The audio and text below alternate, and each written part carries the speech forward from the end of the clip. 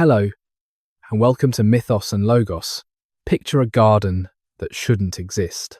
High in the mountains of Persia, where stone and sky meet in thin air, there blooms a paradise of impossible beauty. Fountains flow with milk and honey. Beautiful maidens move through groves of pomegranate and fig. Young men wake here, dazed, convinced they have touched heaven itself.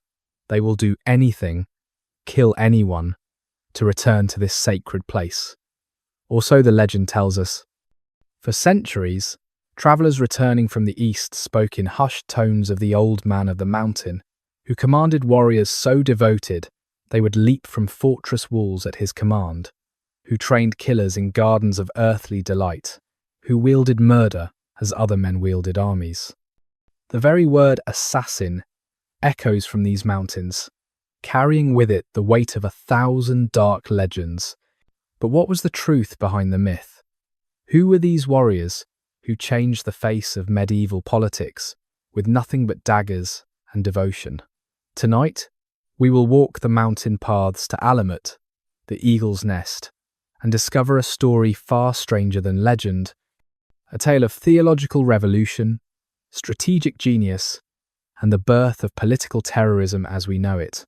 We will separate the Garden of Paradise from the Fortress of Stone, the hashish dream from the calculated reality, and find that the truth, as always, proves more fascinating than fantasy. May I ask for your help? Liking and subscribing takes just a moment, but makes a huge difference for the channel. I'm grateful for your consideration. I'm also always amazed by our international reach, so I'd appreciate hearing where you're joining from and your local time. As the present fades to whispers, we find ourselves transported to the mountains of 11th century Persia, where fortress towers pierce the clouds and dangerous ideas take root in thin air, where faith and fear intertwine like smoke, and where a single visionary will transform weakness into the most effective weapon the medieval world had ever seen. The Garden of Earthly Delights. The garden exists first in words, in the stories told by travellers, in accounts written decades after the fact. Marco Polo, who had never set foot in Alamut, who heard the tale from merchants and storytellers along the Silk Road, described it with the certainty of an eyewitness. A secret valley, he claimed, hidden behind the fortress walls. Within it, a paradise beyond imagination. 4 rivers flowing not with water, but with wine, with milk, with honey, with clear mountain streams. Pavilions of silk, where the most beautiful women in Persia waited, skilled in music and poetry and the arts of pleasure. Young men, selected for their devotion, would be drugged and carried into this garden while they slept. They would wake in paradise, spend days in its embrace, then be drugged again and return to the harsh stone world of the fortress. Forever after, they would crave nothing but return. They would kill, they would die, they would do anything their master commanded, for he alone held the key to heaven's gate. The story spread through medieval Europe like wildfire. It had everything a crusader wanted to believe about the mysterious East: luxury and decadence, drugs and mind control. Fanatical devotion born of manipulation rather than true faith. It explained the inexplicable, how these warriors could be so fearless, so willing to die. They were not truly brave. They were deceived, drugged, controlled. The garden became fact in the retelling, grew more elaborate with each account. Writers who had never seen Persia described its flowers in exquisite detail. The 4 rivers became literal. The maidens multiplied. The drugs grew stronger. But here, in the quiet of reflection, we must ask a simple question. In a fortress perched on a mountain peak, where water itself was precious, where every resource was carefully husbanded, where discovery by enemies meant certain death, could such a garden truly exist? And if it did not, if the paradise was legend rather than landscape, what does that tell us about the true genius of the man who built this order? Perhaps the garden was never meant to be real. Perhaps it existed exactly where it needed to, in the minds of enemies who could not understand devotion born of anything but manipulation, in the imaginations of warriors who carried paradise within themselves, unreachable by siege or sword. Fractures in the faith.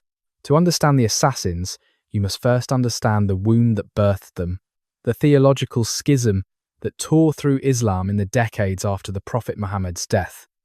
This was not a subtle disagreement over interpretation.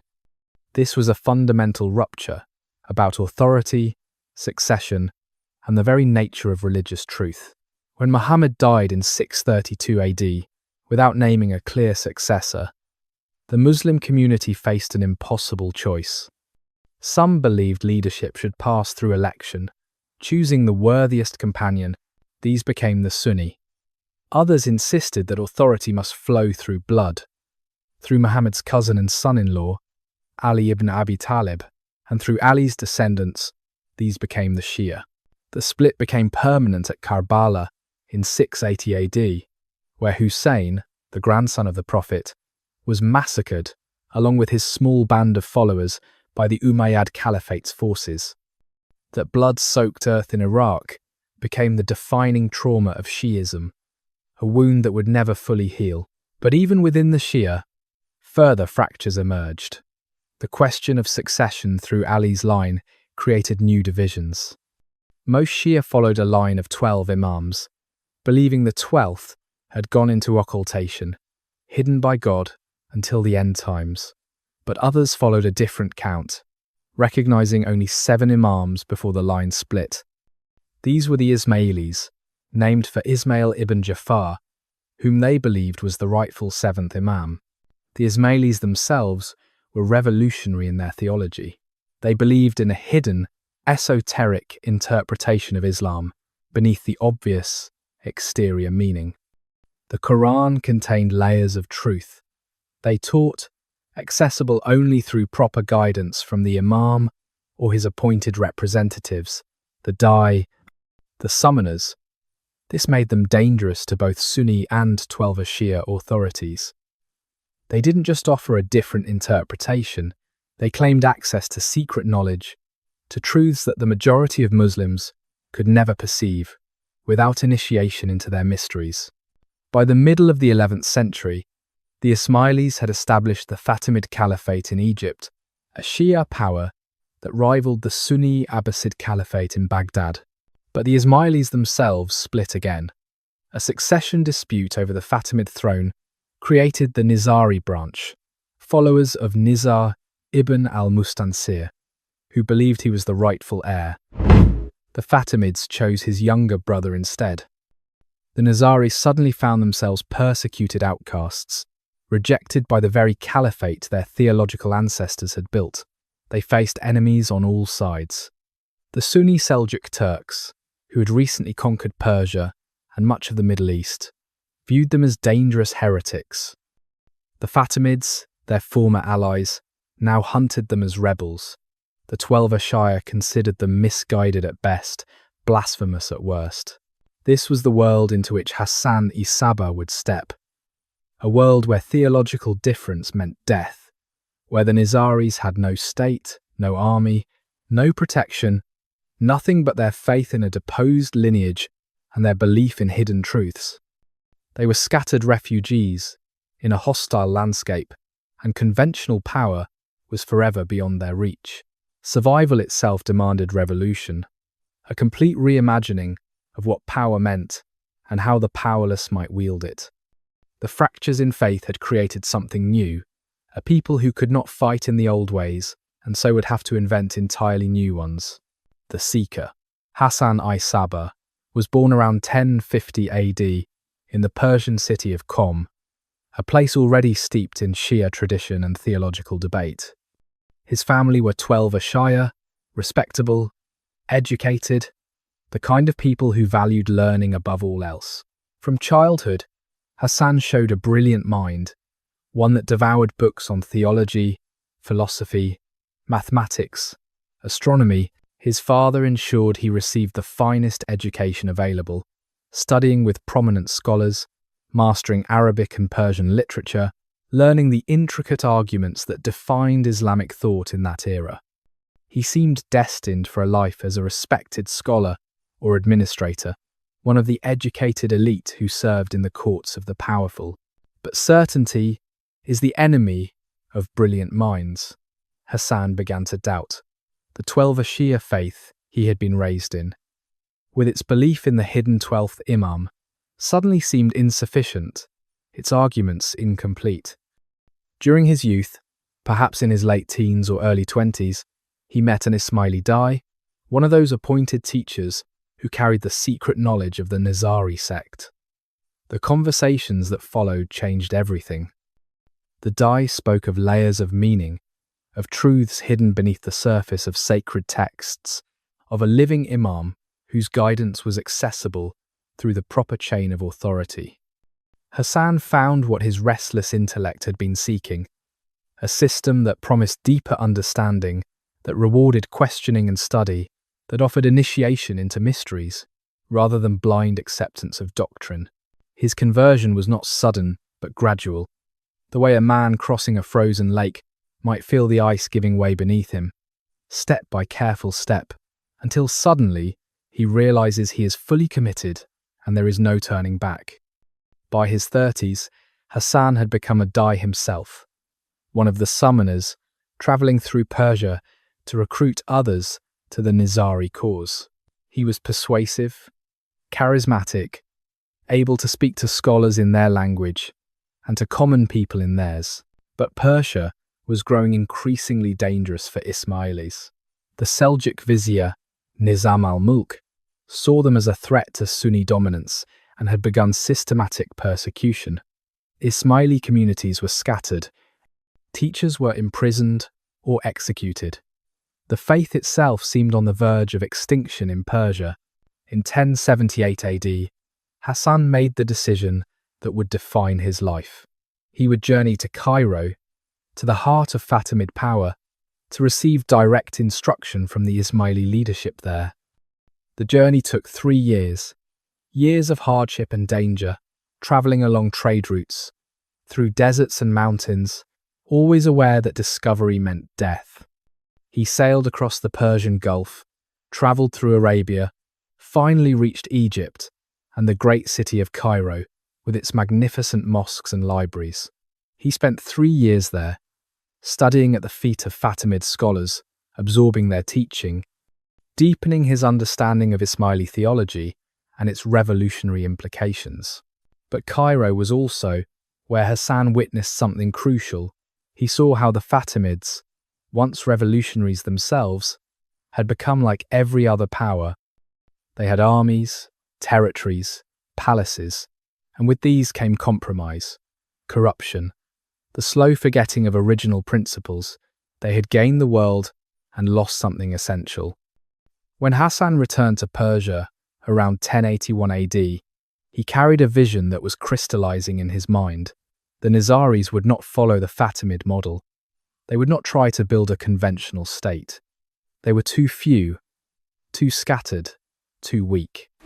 Instead, they would build something the world had never seen, a network of impregnable fortresses, a phantom state that existed in strong points rather than territories, that wielded influence through precision rather than mass, that turned their weakness into the most targeted and effective weapon the medieval world would know. He returned to Persia not as a scholar seeking comfortable employment, but as a revolutionary preparing for war. Walking through stone corridors, you have been travelling for weeks, always at night, always along paths that seem to exist only for mountain goats and madmen.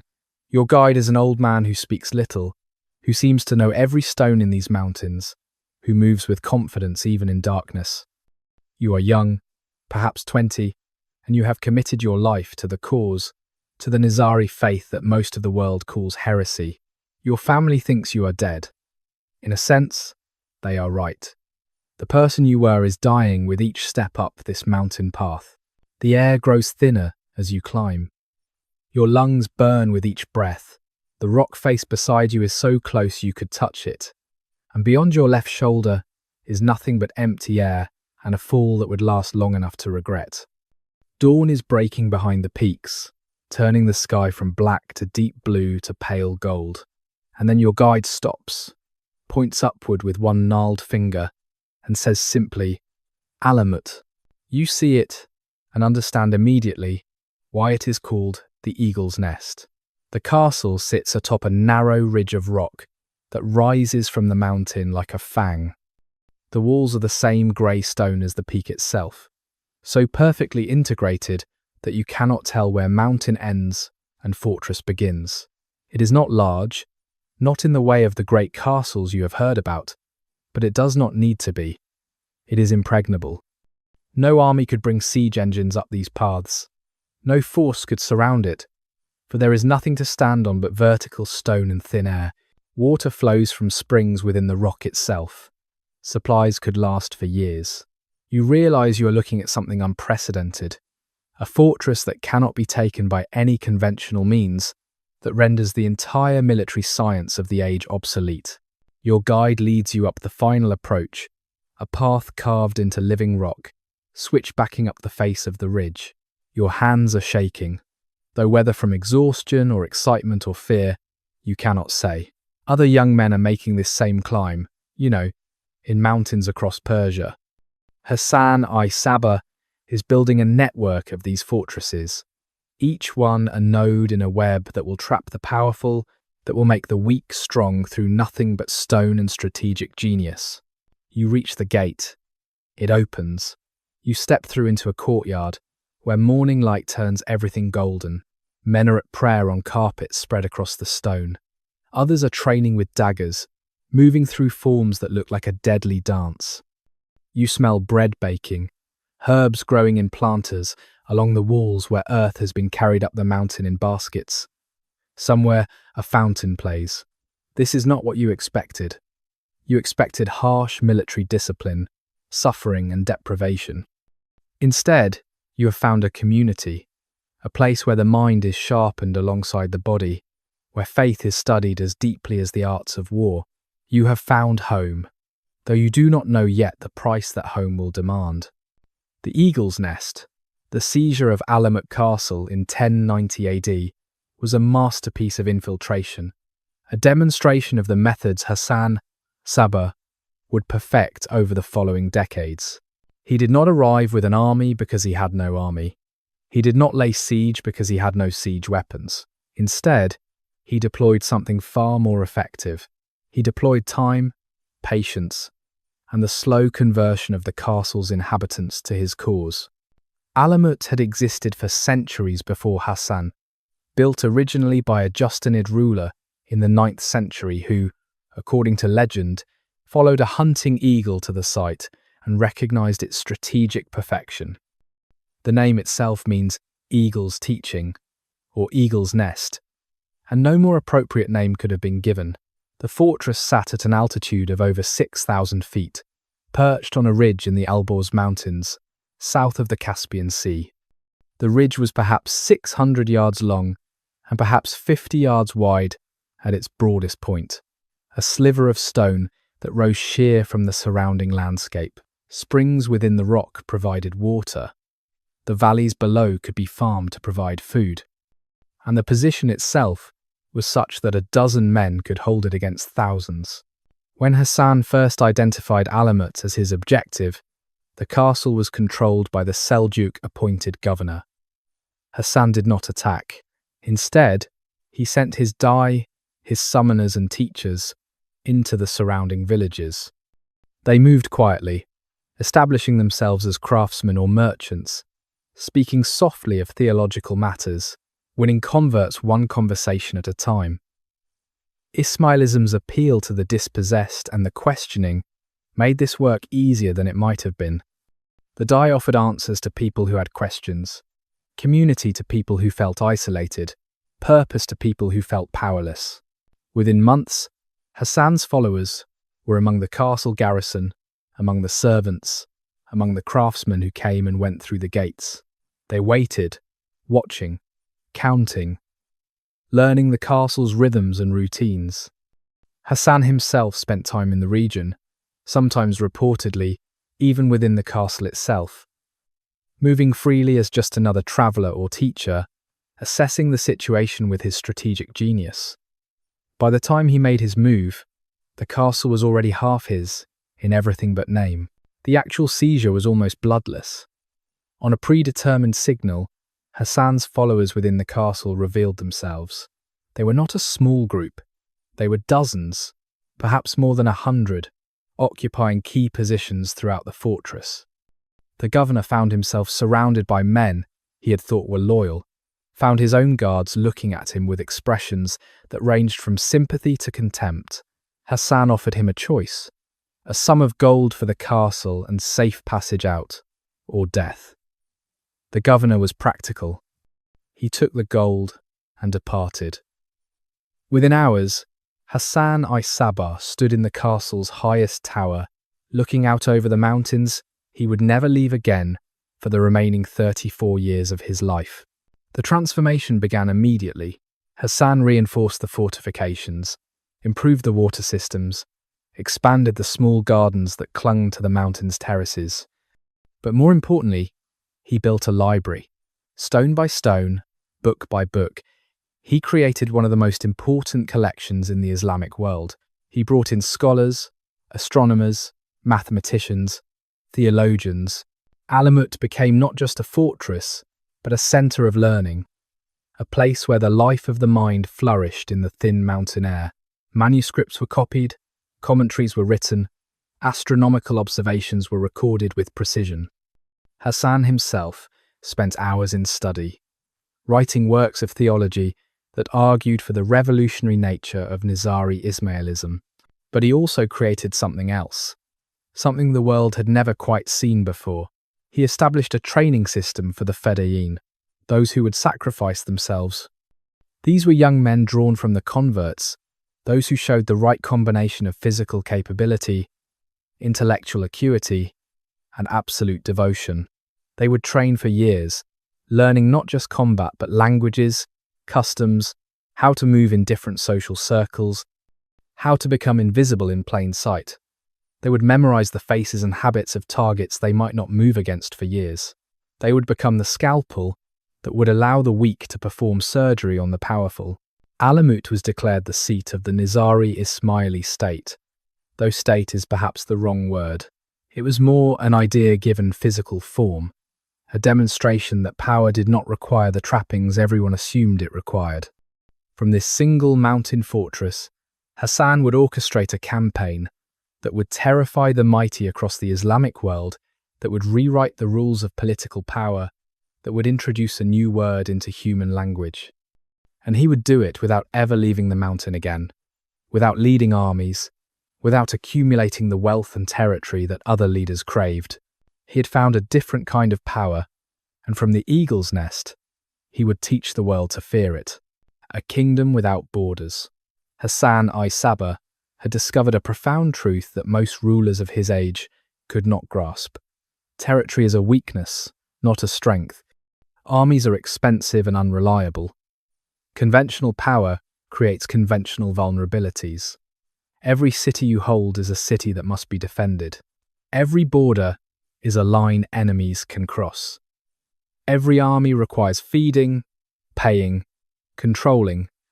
The great empires of the age, the Seljuks and Fatimids and Byzantines, were trapped by their own magnitude, forced to defend everything, unable to strike with precision, grinding themselves to exhaustion against each other's massed forces. Hassan rejected all of it. The Nizari state would not be a state in the traditional sense at all. It would be a network, a constellation of fortress strongholds scattered across impossible terrain, each one individually impregnable, each one self-sufficient, each one a node from which influence radiated outward. Alamut was the centre, the heart and brain of the operation, but it was far from alone. Over the following years, Hassan's agents identified and seized or built fortresses throughout the mountains of Persia. Lamasa, Maimundis, Girdku, and dozens of others, each one chosen for its defensive perfection, each one a place where a small garrison could hold out indefinitely against vastly superior forces. This was not cowardice or weakness. It was revolutionary strategic thinking. Hassan understood that the Nizaris could never match the military might of the Seljuk Turks or any other major power. Any attempt to do so would end in annihilation. But they did not need to match it. They needed to make themselves immune to it, to exist in spaces where conventional military power was useless. A Seljuk army of 10,000 men could do nothing against a fortress like Alamut. They could surround the base of the mountain and wait, but the fortress had years of supplies and natural springs. They could attempt an assault, but the paths were so narrow that numbers meant nothing, and the defenders held every advantage. Eventually, the army would have to leave, their supply lines straining, their purpose elsewhere, and the fortress would remain untouched and undiminished. But immunity to conventional power was only half of Hassan's vision. The other half was projection of unconventional power. The fortresses were not just refuges, they were bases of operation. From them, the Fedayeen could emerge, move into the wider world, accomplish their missions, and return. Or not return, if the mission demanded sacrifice. The network created resilience. The loss of any single fortress, while painful, would not destroy the organization. The loss of any single operative, while mourned, would not end their capability. This was a distributed system centuries before the concept would have a name, a web, rather than a pyramid, and it was devastatingly effective.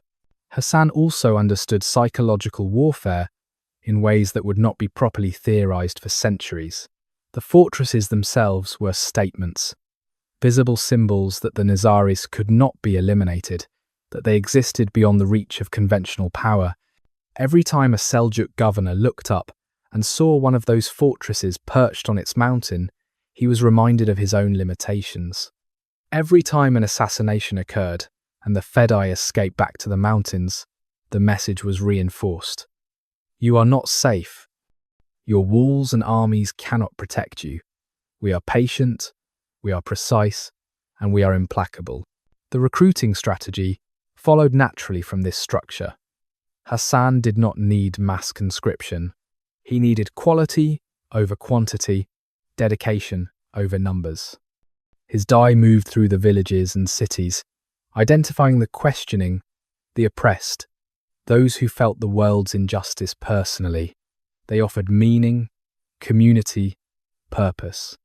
They offered a way for the powerless to matter, for the insignificant to reshape history. Many of those they recruited would become simple members of Nizari communities, farmers and craftsmen who supported the fortress network. But some, the exceptional ones, would be invited to become something more. This was Hassan's kingdom without borders, a state that occupied strategic points rather than strategic regions, that wielded surgical strikes, rather than massed armies, that turned the assumptions of conventional medieval warfare inside out. It could not be conquered, because there was nothing to conquer in the traditional sense. You could take Alamut, though it would cost you dearly, but there would still be a dozen other fortresses. You could take all the fortresses, an impossible task in itself, but the organization would survive in exile and return. Hassan had created something that was immune to the weapons of its age, and from that immunity, he would project a terror that would reshape the political landscape of the medieval Islamic world. The kingdom without borders would prove more durable and more influential than many kingdoms with very clear borders indeed. The doctrine of necessity, the theological and philosophical framework that justified targeted assassination, was not Hassan's invention from whole cloth, but he refined it, systematized it, and gave it such persuasive force that it became the foundation of Nizari practice for generations. The doctrine was rooted in Ismaili theology itself, in the belief that surface meanings conceal deeper truths, that the zahir, the exterior, was less important than the batin, the interior. This extended beyond textual interpretation to questions of ethics and action.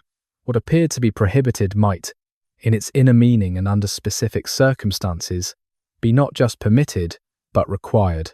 Hassan argued from the concept of taqiyya, the permissible concealment of one's faith under persecution, which was already accepted in Shia thought.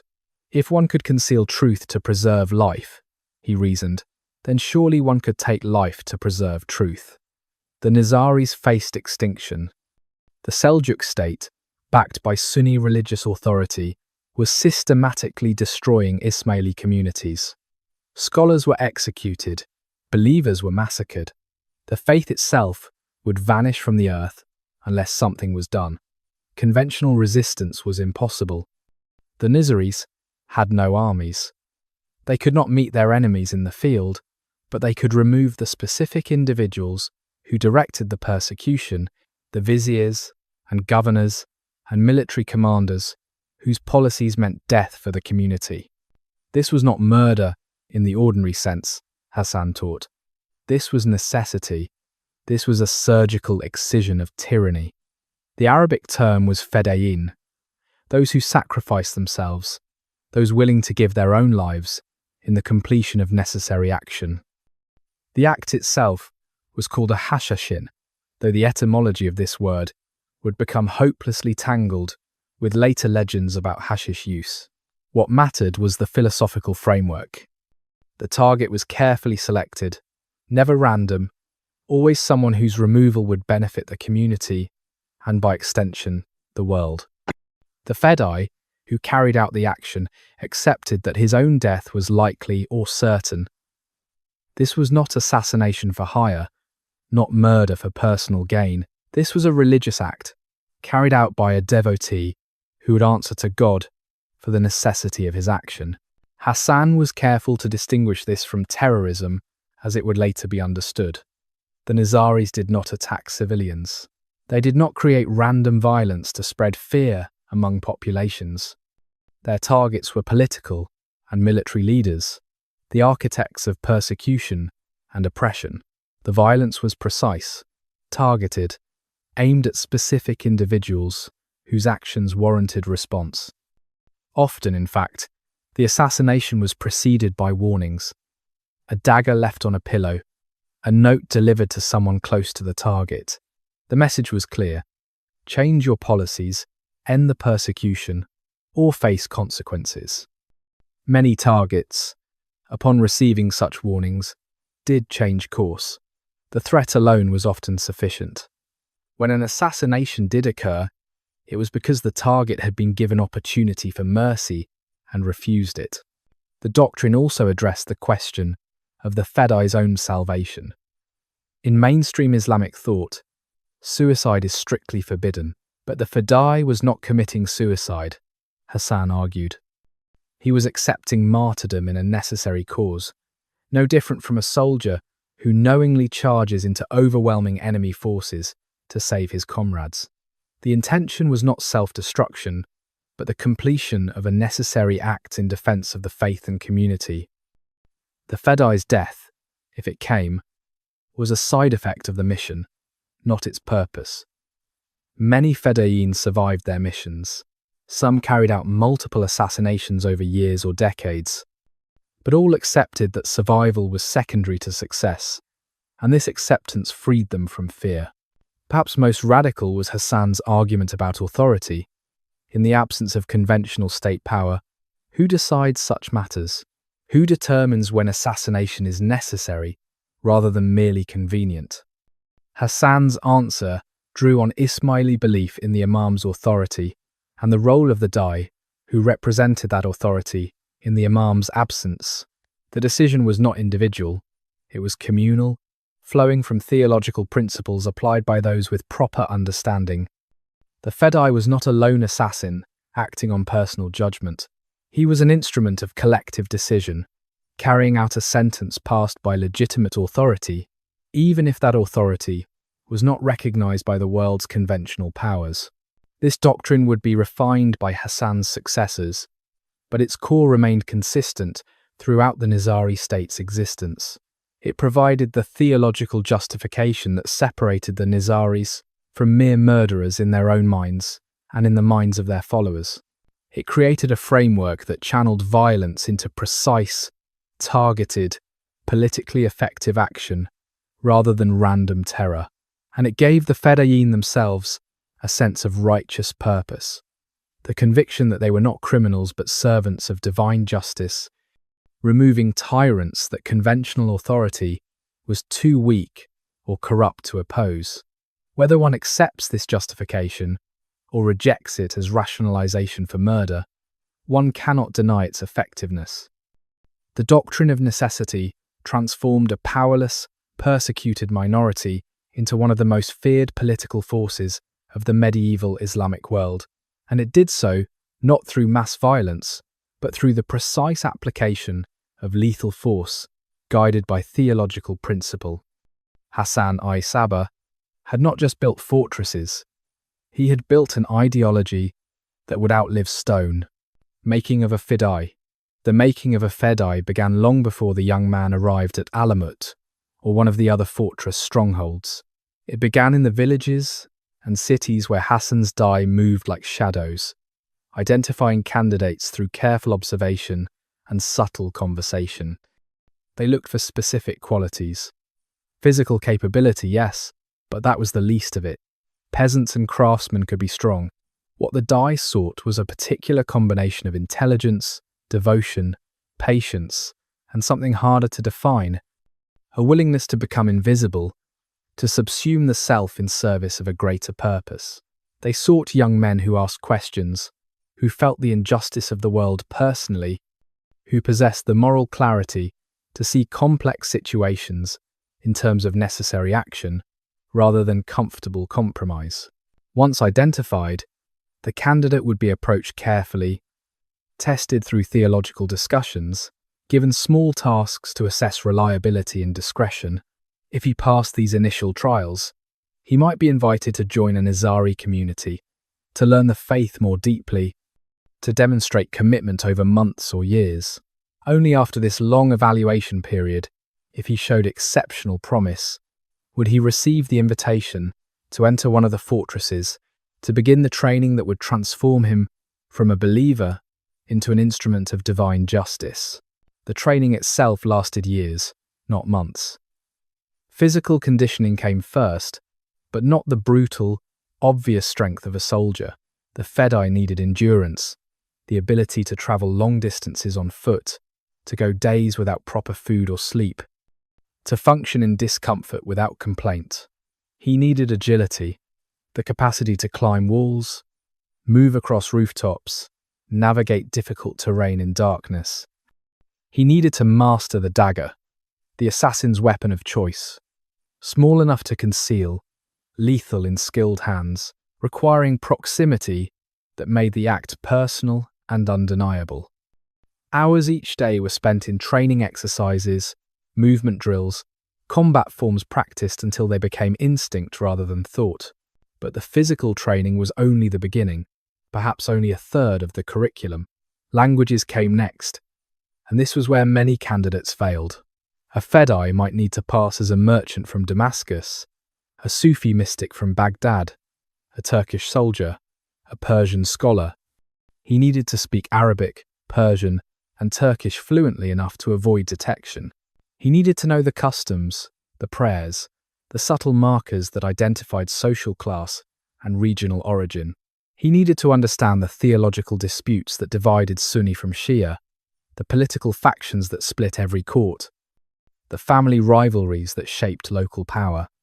He spent years in study, learning poetry and history, memorizing genealogies, absorbing the texture of different cultures until he could wear them like clothing. The psychological preparation was perhaps the most intensive element of all.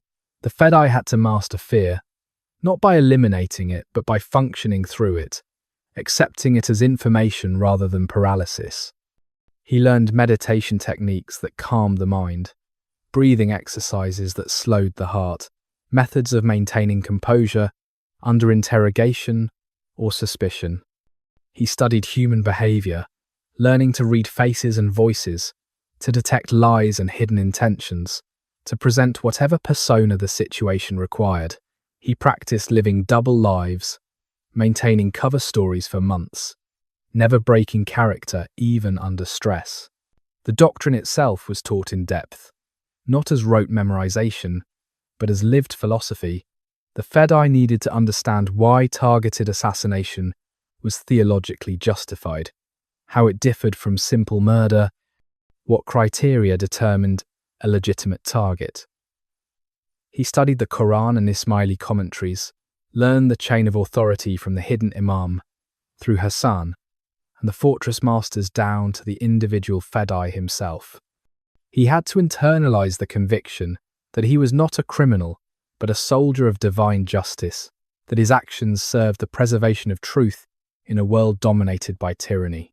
Crucially, the training included long periods of waiting, of inactivity, punctuated by brief action. The fedai learned patience as a skill, the ability to maintain alertness and readiness over months or years. He learned how to live in a foreign city, establishing a cover identity, building relationships that seemed genuine, waiting for the signal that might never come. Some fedayeen spent decades living as merchants or craftsmen, never called upon to act, their training and devotion held in reserve like a blade in a sheath. Others received missions soon after completing their preparation and died in their execution, achieving martyrdom young.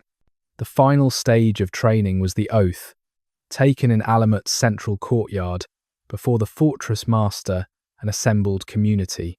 The candidate swore absolute obedience to the imam's representative, accepted that his life belonged to the cause, committed himself to the mission, regardless of personal cost.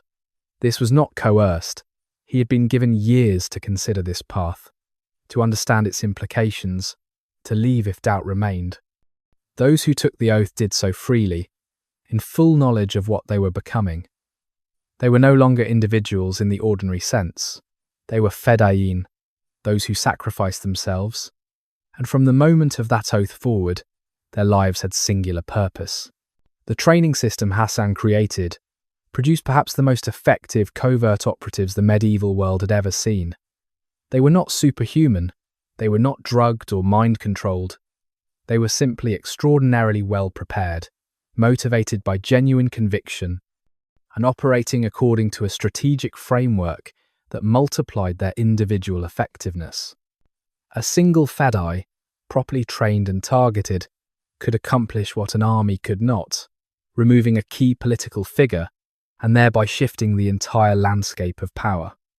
This was Hassan's genius, made manifest in human form, the transformation of the powerless into the most precisely effective force their age had known. You stand in the courtyard at dawn. You stand in the courtyard at dawn, your breath misting in the thin mountain air. The sun has not yet cleared the eastern peaks, but the sky is lightening, turning from black to deep blue to gold at the horizon. Around you, 30 other young men stand in formation, each separated by an arm's length, each wearing the simple grey tunic and trousers that mark you as trainees. Your feet are bare on the cold stone. You have been here for 6 months, and the cold no longer bothers you the way it did at first. Your body has adapted, hardened, become something you barely recognize. The weapons master walks among you, silent, his eyes missing nothing. He is an old man, his beard white, his hands scarred from decades of practice with the blade. He stops in front of you, studies your stance, makes a small adjustment to the angle of your shoulders with one finger. You barely breathe. The dagger in your hand feels like an extension of your arm now, balanced perfectly, its weight as familiar as your own bones. He nods, moves on to the next trainee. You begin the forms, moving through the sequences you have practiced 10,000 times. Step forward with the left foot, weight shifting smoothly from heel to toe. Right hand brings the blade up in a rising arc. Pivot on the ball of your left foot, right foot sweeping back. The dagger becomes a figure 8 in the air, never stopping, always in motion. Each movement flows into the next without pause, a dance that is also a killing art. You hear the breathing of the men around you, synchronized, controlled. You hear the scrape of feet on stone, the whisper of cloth moving. Your mind is perfectly clear, empty of thought, existing only in the eternal present of the movement itself. After an hour, the weapons master calls a halt.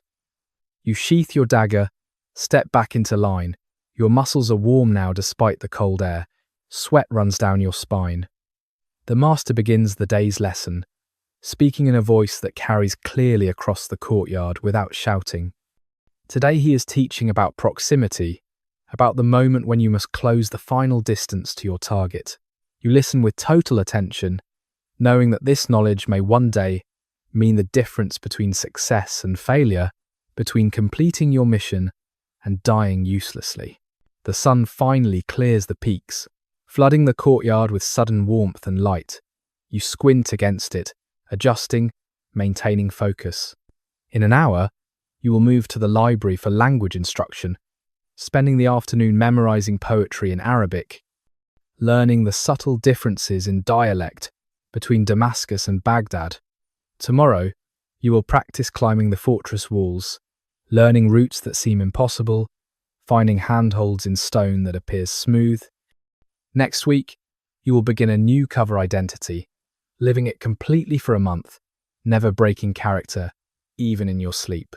But right now, in this moment, you exist only here, in this courtyard, in this body, preparing for a future that is both certain and unknown.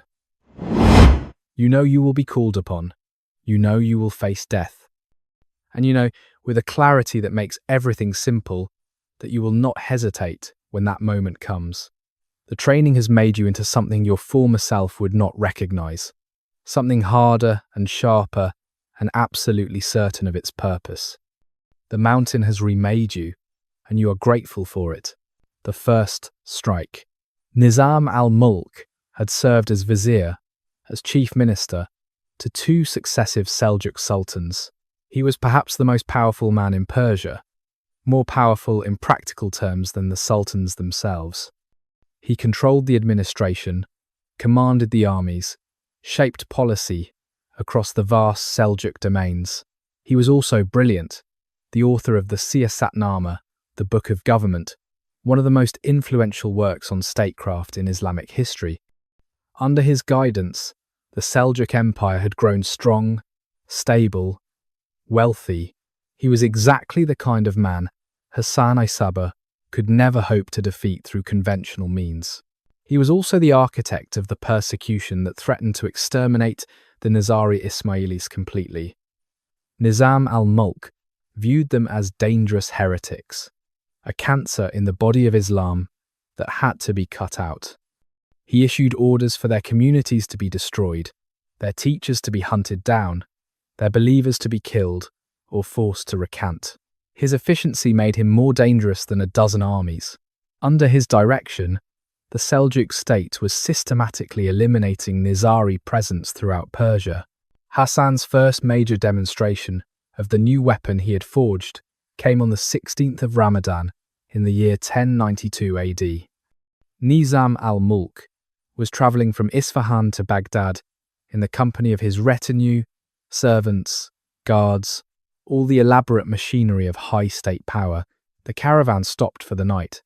The vizier's tent was erected, guards posted, the usual precautions taken. No one suspected anything unusual about the Sufi mystic who approached the tent, asking for an audience with the great vizier. Sufi mystics were common, respected for their holiness, generally harmless. The guards let him pass. His name was Tahir Arani. He had trained at Alamut, had lived his cover identity for months, had waited patiently for this moment. He entered the vizier's presence, bowed low, presented a petition as if he were simply another supplicant seeking justice or favour. Nizam al-Mulk, tired from the day's travel but conscientious in his duties, leaned forward to take the document. Tahir's hand moved with practiced precision. The dagger appeared from beneath his robes, struck once, found the heart. The most powerful man in Persia died almost instantly, his blood soaking into the carpets of his tent. Tahir made no attempt to escape. He was seized immediately by the guards, who killed him on the spot, but his mission was complete. He had removed the single individual most responsible for Nizari persecution, had demonstrated that even the highest ranks of power were vulnerable, that no amount of guards or walls could provide protection against a determined Fedai. The assassination sent shockwaves through the Islamic world. If Nizam al-Mulk could be killed, anyone could be killed. The Nizaris were not weak. They were something far more dangerous, a force that could strike anywhere, at anyone, without warning. Hassan, in his fortress at Alamut, received the news of Butahir's success and martyrdom. He had never left the mountain and would never leave it. But his reach now extended across Persia. The first strike had landed, and the world would never quite be the same. Fortress of the mind. Between the assassinations, between the missions and the training, between the moments of high drama that would fill later histories, there was the quiet daily life of the fortress communities. This is the part of the story that often gets lost, but it was the foundation of everything else. Alamut and the other strongholds were not just military installations. They were complete societies, self-sufficient, intellectually vibrant, surprisingly peaceful, considering their reputation. The gardens were real, though not the paradise of legend. Every fortress had them, terraces carved into the mountainside or built on the narrow ridges, filled with fruit trees and vegetables and herbs. Water was precious and carefully managed, channeled from the mountain springs through ingenious systems of pipes and channels. The sound of water running through these channels became the soundtrack of daily life, a constant gentle music that contradicted the fortress's martial purpose. Pomegranates grew there, and figs, and grapes for wine that the more lenient Ismaili interpretations permitted. The gardens were tended by men who had killed and by men who never would, the earth not caring about the difference.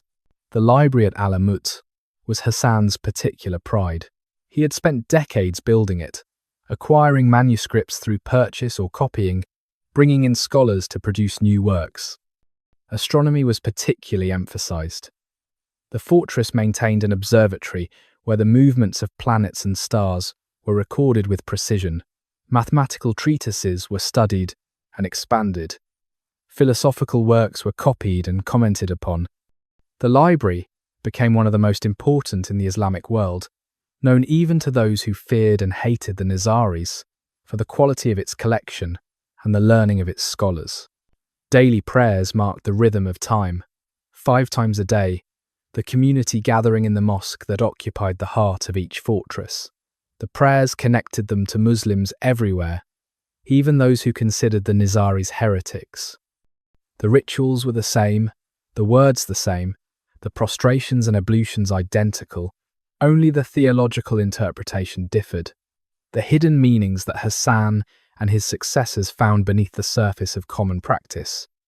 After prayers, men would disperse to their duties, some to guard posts, some to training, some to the scriptorium where manuscripts were copied, some to the workshops where weapons and tools were made and maintained. The evening meals were communal, taken in a great hall where everyone ate the same simple food, where rank mattered less than it did in the world below. Hassan himself ate with his followers, dressed no differently than they were, distinguished only by the attention paid to his words. The conversations ranged widely, from theology to politics to poetry to the practical matters of fortress maintenance. These were not ignorant fanatics. They were educated, thoughtful people who had made a considered choice to dedicate their lives to a cause they believed was just. At night, after the final prayers, the fortress grew quiet. Guards walked their rounds on the walls. Scholars worked by lamplight in the library. Trainees slept the deep, exhausted sleep of young men pushed to their physical and mental limits. And the mountain wind, which never entirely stopped, whispered through the stone corridors, carrying with it the scent of the gardens and the clean, cold smell of high altitude. It was in these quiet hours that the fortress was most itself. Not a weapon or a symbol, but simply a place where people lived, a community bound by faith and mutual dependence, a home clinging to the side of a mountain, unlikely and yet undeniably real. The network spreads. While Hassan consolidated his power in the mountains of northern Persia, his vision extended far beyond Alamut. The Nizari state needed depth, redundancy, the ability to survive even if one region was lost. More importantly, it needed reach into the centers of power, where decisions were made and where removal of key individuals could reshape political reality. This strategic requirement led to the most audacious expansion of the network, the establishment of a Syrian branch that would eventually rival the Persian center in influence and reputation. Syria in the late 11th and early 12th centuries was a fractured landscape of competing powers. The Seljuk Empire's control was weak. The Fatimid Caliphate in Egypt still claimed authority but could not enforce it. The Crusader states, newly established after the First Crusade's capture of Jerusalem in 1099 AD, held a precarious string of coastal cities and fortresses. Local Arab dynasties controlled various cities and regions, constantly maneuvering for advantage. It was, in short, perfect territory for the Nizari method, a place where surgical removal of key figures could dramatically shift the balance of power. The first significant Nizari presence in Syria appeared in the 1130s and 1140s AD, several decades after Alamut's seizure. Hassan-i himself had died in 1124 AD, but his successors continued his strategic vision. Nizari Dai moved into Syria, establishing communities, acquiring or building fortresses in the Jabal Ansariya mountains that ran parallel to the Mediterranean coast.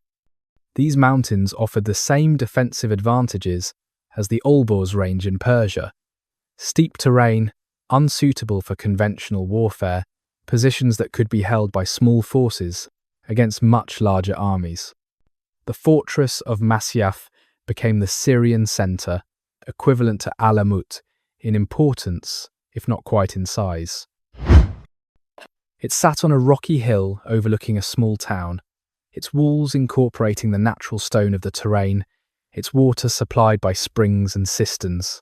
From Masyaf, the Syrian Nizaris acquired or built additional strongholds: Cadmus, Kaf, Kawabi, Risafa, Ulaika, and others, each one carefully chosen for its strategic location and defensive capability. By the middle of the 12th century, the Nizaris controlled a network of fortresses that gave them influence across Syria, disproportionate to their actual numbers. The Syrian branch developed its own character, shaped by the different political environment. Where the Persian Nizaris faced primarily Muslim opponents, the Syrian branch operated in a landscape that included Crusader states, requiring different tactical approaches. They found that Crusaders, despite their religious fervour, were often pragmatic. They could be negotiated with, manipulated, even allied with when interests aligned. The Nizaris learned to play different powers against each other, accepting tribute from some parties, offering to assassinate enemies of others, maintaining independence through a careful balancing act that required constant attention and sophisticated understanding of the shifting political landscape. The relationship between the Syrian and Persian branches was complex. Theoretically, Syria was subordinate to Alamut, receiving guidance and acknowledging the authority of the Persian imam or his representatives. In practice, the distance and difficulties of communication meant that Syria operated with considerable autonomy. This became more pronounced under the leadership of Rashid ad-Din Sinan, who would rule the Syrian Nizaris from around 1169 AD to 1193 AD, and become so powerful and independent that Crusaders called him the Old Man of the Mountain, applying Hassan's title to this Syrian master. The expansion into Syria demonstrated the adaptability of the Nizari model. The same basic principles, fortress networks and targeted assassination, worked across different cultural and political contexts. The Syrian branch acquired its own legendary reputation, its own collection of dramatic assassinations, its own relationships with the powers of the region. When Crusader chroniclers wrote about the assassins, they were often writing about their Syrian neighbours, the Nizaris whose fortresses could be seen from Crusader castles, who sent envoys to negotiate or threaten, who existed as a permanent feature of the political landscape. By the middle of the 12th century, the Nizari state spanned from the Elborz Mountains in Persia to the coastal ranges of Syria, a distance of more than 1,000 miles. It had no continuous territory, no conventional borders, but it had strategic depth, redundancy, the ability to survive even catastrophic loss in one region. When the Mongols would eventually destroy the Persian fortresses, the Syrian branch would survive for years longer. When both were eventually gone, the organizational principles and reputation would outlive the physical network itself. Hassan's vision of a kingdom without borders had proven not just viable, but remarkably durable, and the network spread to Syria ensured that the Nizari impact on history would be felt across the entire medieval Islamic world and beyond. The language of fear. The actual number of assassinations carried out by the Nizari Fedayeen over the roughly 2 centuries of their organized activity was probably in the low hundreds, perhaps 200 or 300 confirmed cases. This is a remarkably small number, considering the outsized impact they had on medieval politics, and the terror their name inspired. The disproportion between actual violence and perceived threat reveals Hassan-i deepest genius. He understood that assassination was not primarily about killing, it was about communication, about creating a psychological environment where the threat mattered more than the act. The methods the Nizaris developed for psychological warfare were sophisticated and multi-layered. The most famous was the dagger on the pillow, the warning that became almost cliché in later retellings, but was devastatingly effective in practice. A target would wake to find a Nizari dagger placed beside his head during the night, left there by someone who had passed through all his guards, bypassed all his security, entered his most private space, and departed unseen. The message was unmistakable. We can reach you anywhere. We could have killed you, but chose not to. Change your behavior, or next time the dagger will not be on the pillow but in your heart. Sometimes the warnings were more public, more theatrical. A fidai might approach a target in a crowded marketplace or mosque, get close enough to deliver a verbal message, then vanish into the crowd before guards could react.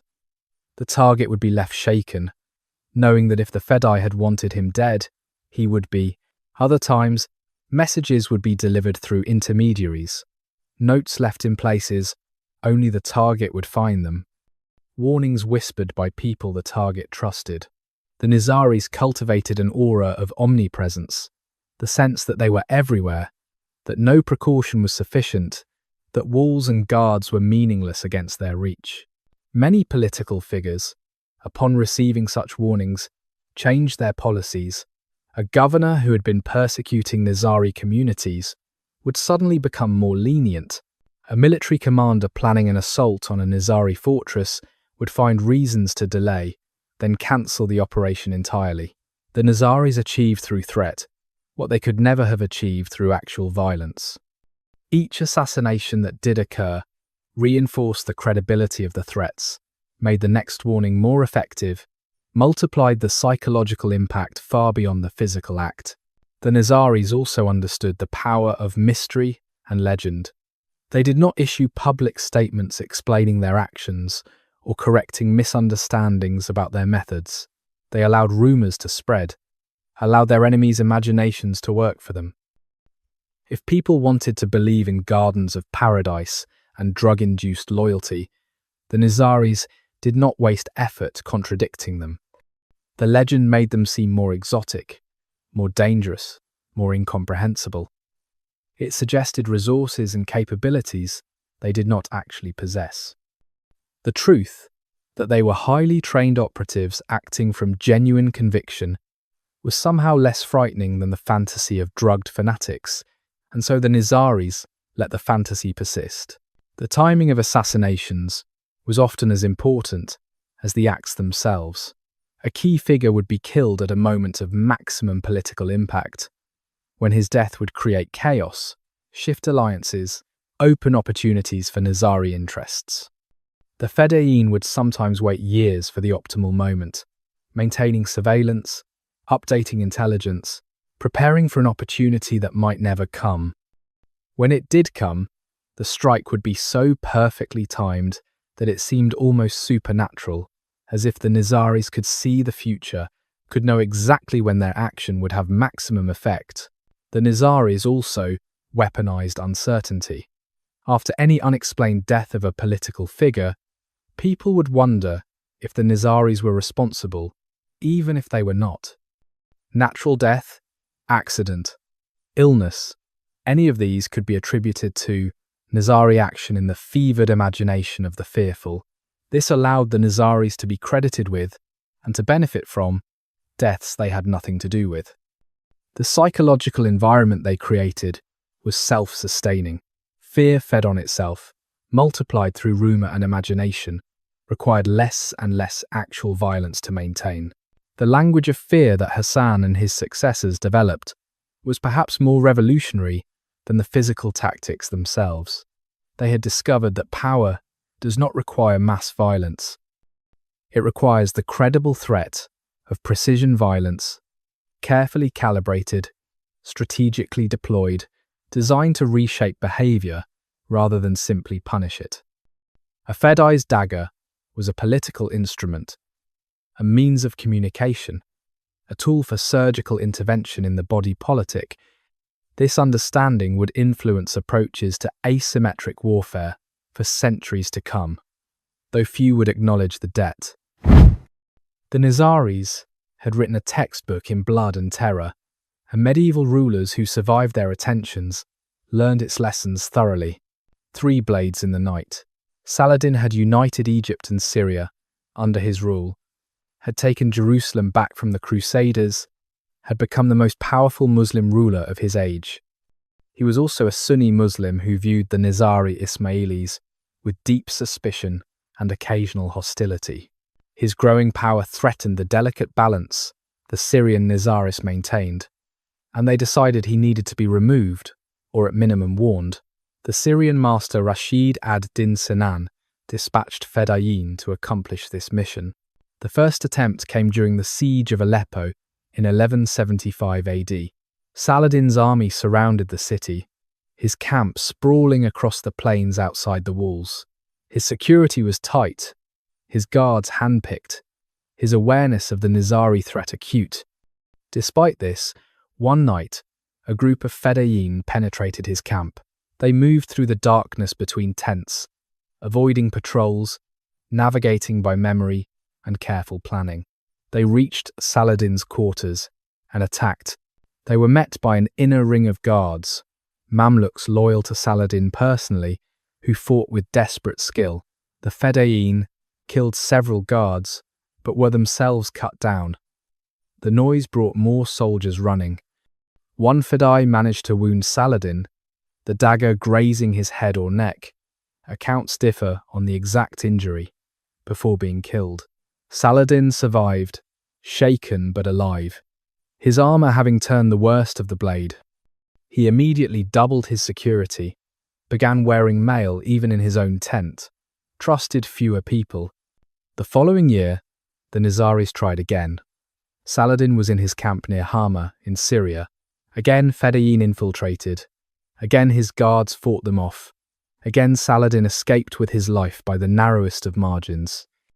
One attacker reportedly came close enough that Saladin recognized him as someone he had previously trusted, a man who had been in his presence multiple times, who had lived as part of his court for months or years, waiting for the opportunity that finally came, but ultimately failed. After these attempts, Saladin and the Syrian Nizaris reached an understanding, possibly a formal agreement. Saladin would not move against their fortresses. They would not attempt his life again. The exact terms are lost to history, but the practical result was clear. Despite his power and their enmity, Saladin never successfully eliminated the Syrian Nizari presence. He recognized, as so many others had, that some enemies could not be conquered, only accommodated. The Nizaris had tried to kill him and failed, but the attempts themselves had achieved their strategic purpose. They had demonstrated their reach, reinforced their reputation, and secured through threat what they could not achieve through successful assassination. Years later, when Richard the Lionheart of England would negotiate with Saladin during the Third Crusade, both leaders would be aware of the Nizaris, watching from their mountain fortresses, a factor in every calculation, a reminder that even kings and sultans were mortal and vulnerable. The Paradise Question.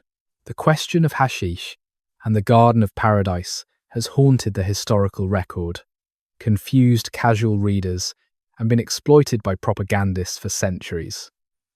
The etymology of the word assassin itself has been debated endlessly. Does it derive from Hashashin, users of hashish, or from Assassination, people of the foundation, referring to their devotion to the fundamental principles of Ismailism? The debate matters less than what it reveals about how legend overtakes history, how the sensational drowns out the mundane, how enemies' propaganda becomes accepted fact. Marco Polo's account, written in the late 1300s AD, decades after the Nizari fortresses had fallen to the Mongols, described the garden in elaborate detail. He had never been to Alamut.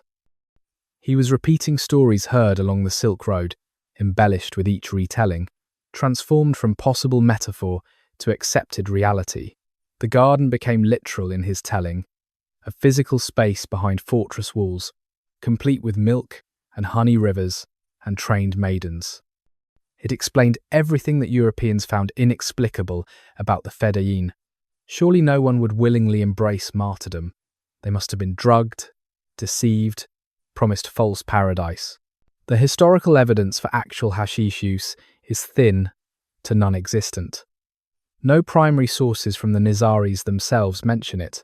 Contemporary Muslim historians, many of whom hated the Nizaris and had every incentive to portray them negatively, do not mention hashish use in connection with training or operations. The term Hashashin appears to have been an insult hurled by enemies, comparable to calling someone a degenerate or drug addict, not a description of actual practice.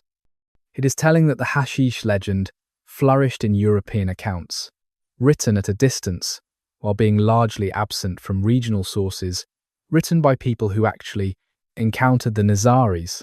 What the Nizaris did use was ideological preparation, theological conviction, years of training, and the very real promise of martyrdom's reward in the afterlife, as understood through Ismaili theology. This was genuine belief, not chemically induced delusion. The Fedayeen were not mindless automatons, but thinking people who had made conscious choices about what they valued and what they were willing to sacrifice. This is harder to process than the drug myth. It requires acknowledging that intelligent people can hold convictions strong enough to die for, that faith can motivate actions that secular materialism cannot explain. The Paradise Question ultimately reveals more about those asking it than about the Nizaris themselves.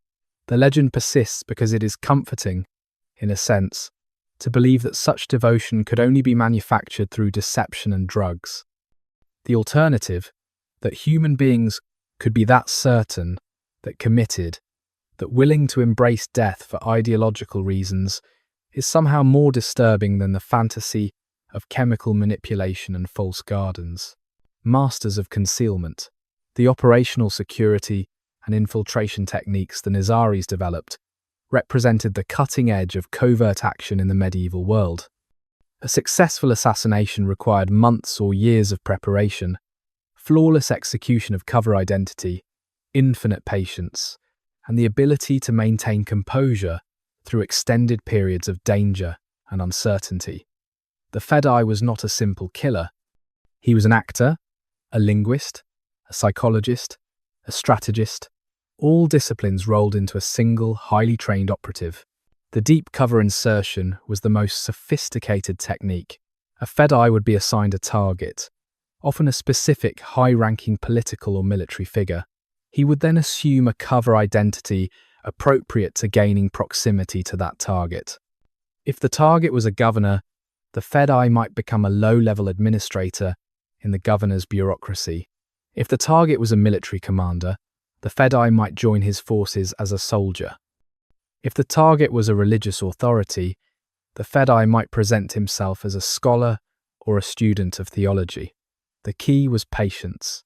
The Fedai would live his cover identity completely, not for days or weeks, but for months or years, gradually working his way closer to the target, building trust, establishing himself as a reliable, even valuable member of the target's household or retinue. During this time, the Fedai maintained no contact with the Nizari organization. He could not risk messages that might be intercepted, could not afford any action that might compromise his cover.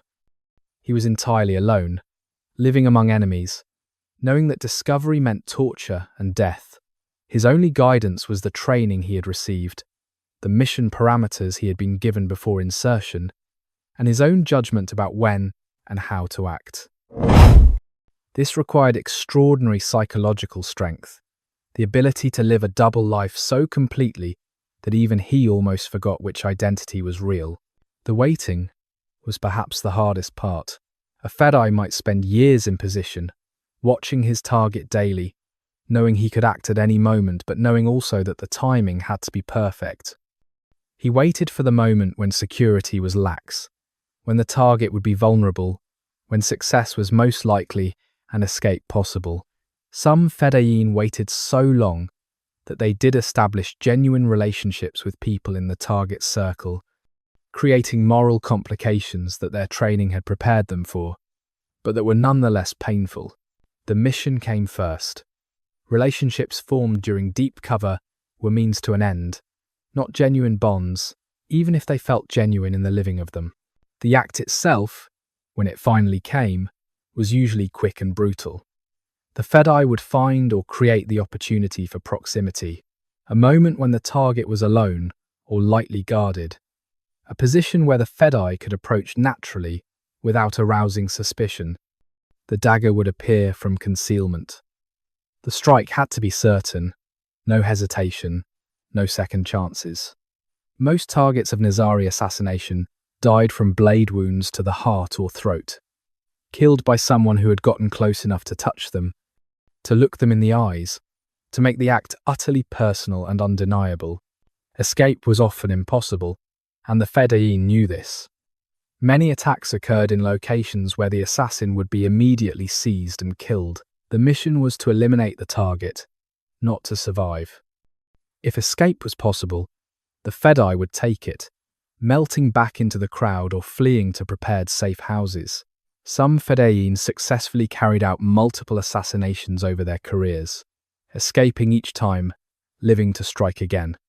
But the training emphasized that survival was secondary to mission success. A dead Fedai who had accomplished his mission was infinitely preferable to a living Fedai who had failed.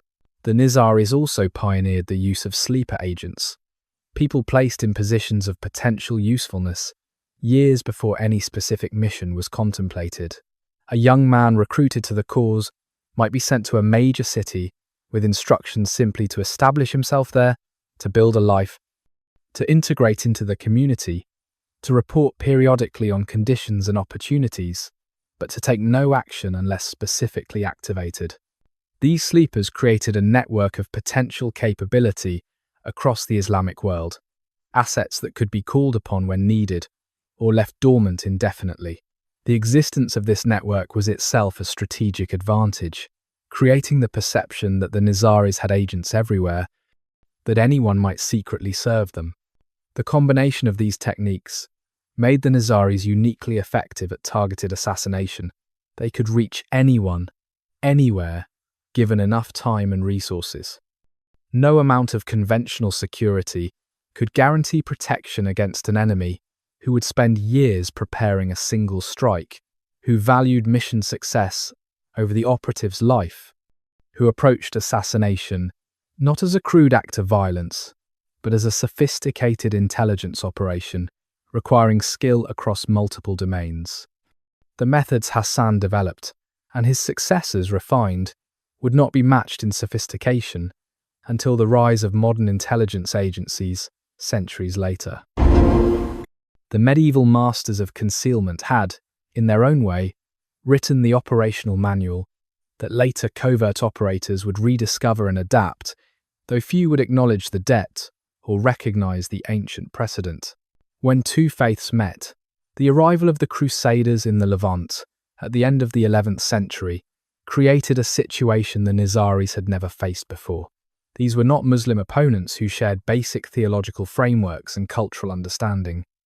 These were Christian warriors from distant lands, operating according to entirely different assumptions about faith, honor, and political organization. The First Crusade captured Jerusalem in 1099 AD, established a string of Crusader states along the Mediterranean coast, and introduced a wildly unpredictable element into the already complex political landscape of Syria and Palestine. The initial Nizari response was pragmatic observation. These Franks, as the Crusaders were called in Arabic sources, were formidable warriors but often naive about local politics. They had come seeking religious glory and feudal domains, understanding little about the intricate web of alliances, betrayals, and accommodations that characterized the region.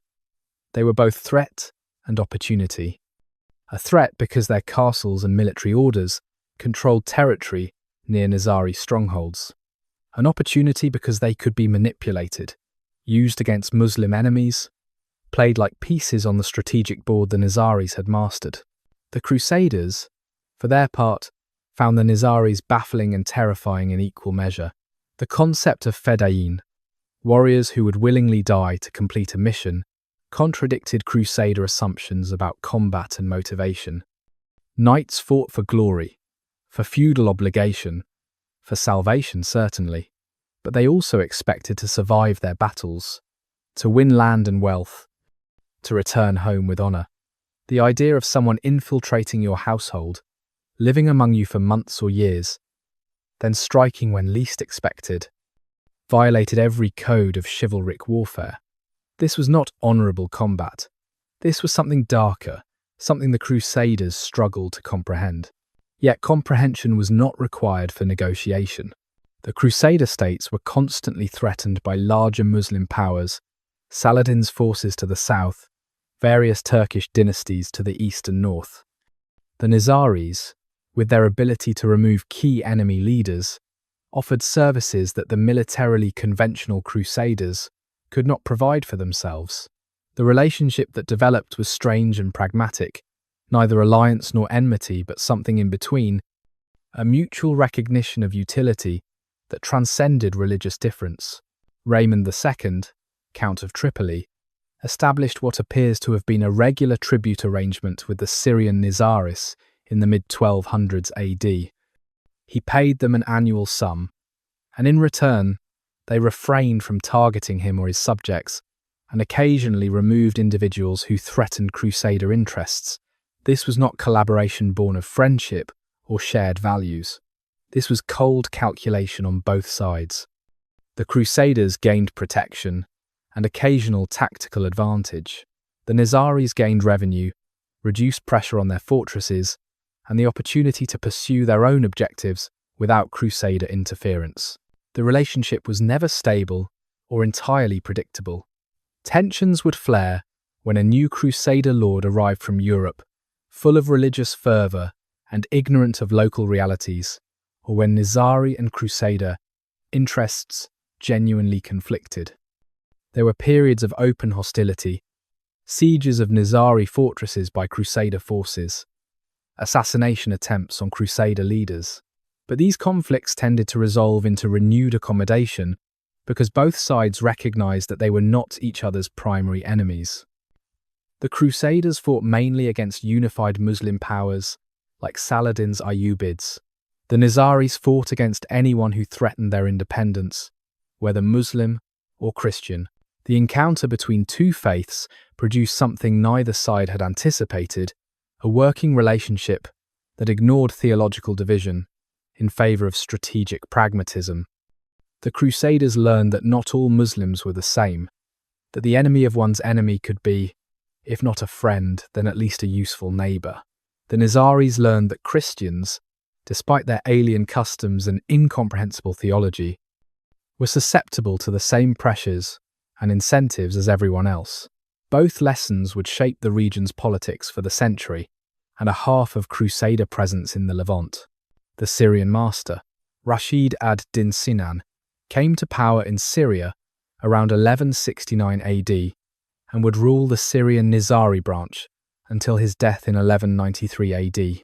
Under his leadership, the Syrian assassins reached their peak of independence and influence, becoming so powerful that European Crusaders referred to Sinan himself as the Old Man of the Mountain, transferring Hassan-i title to this new master who seemed to embody the same mysterious authority.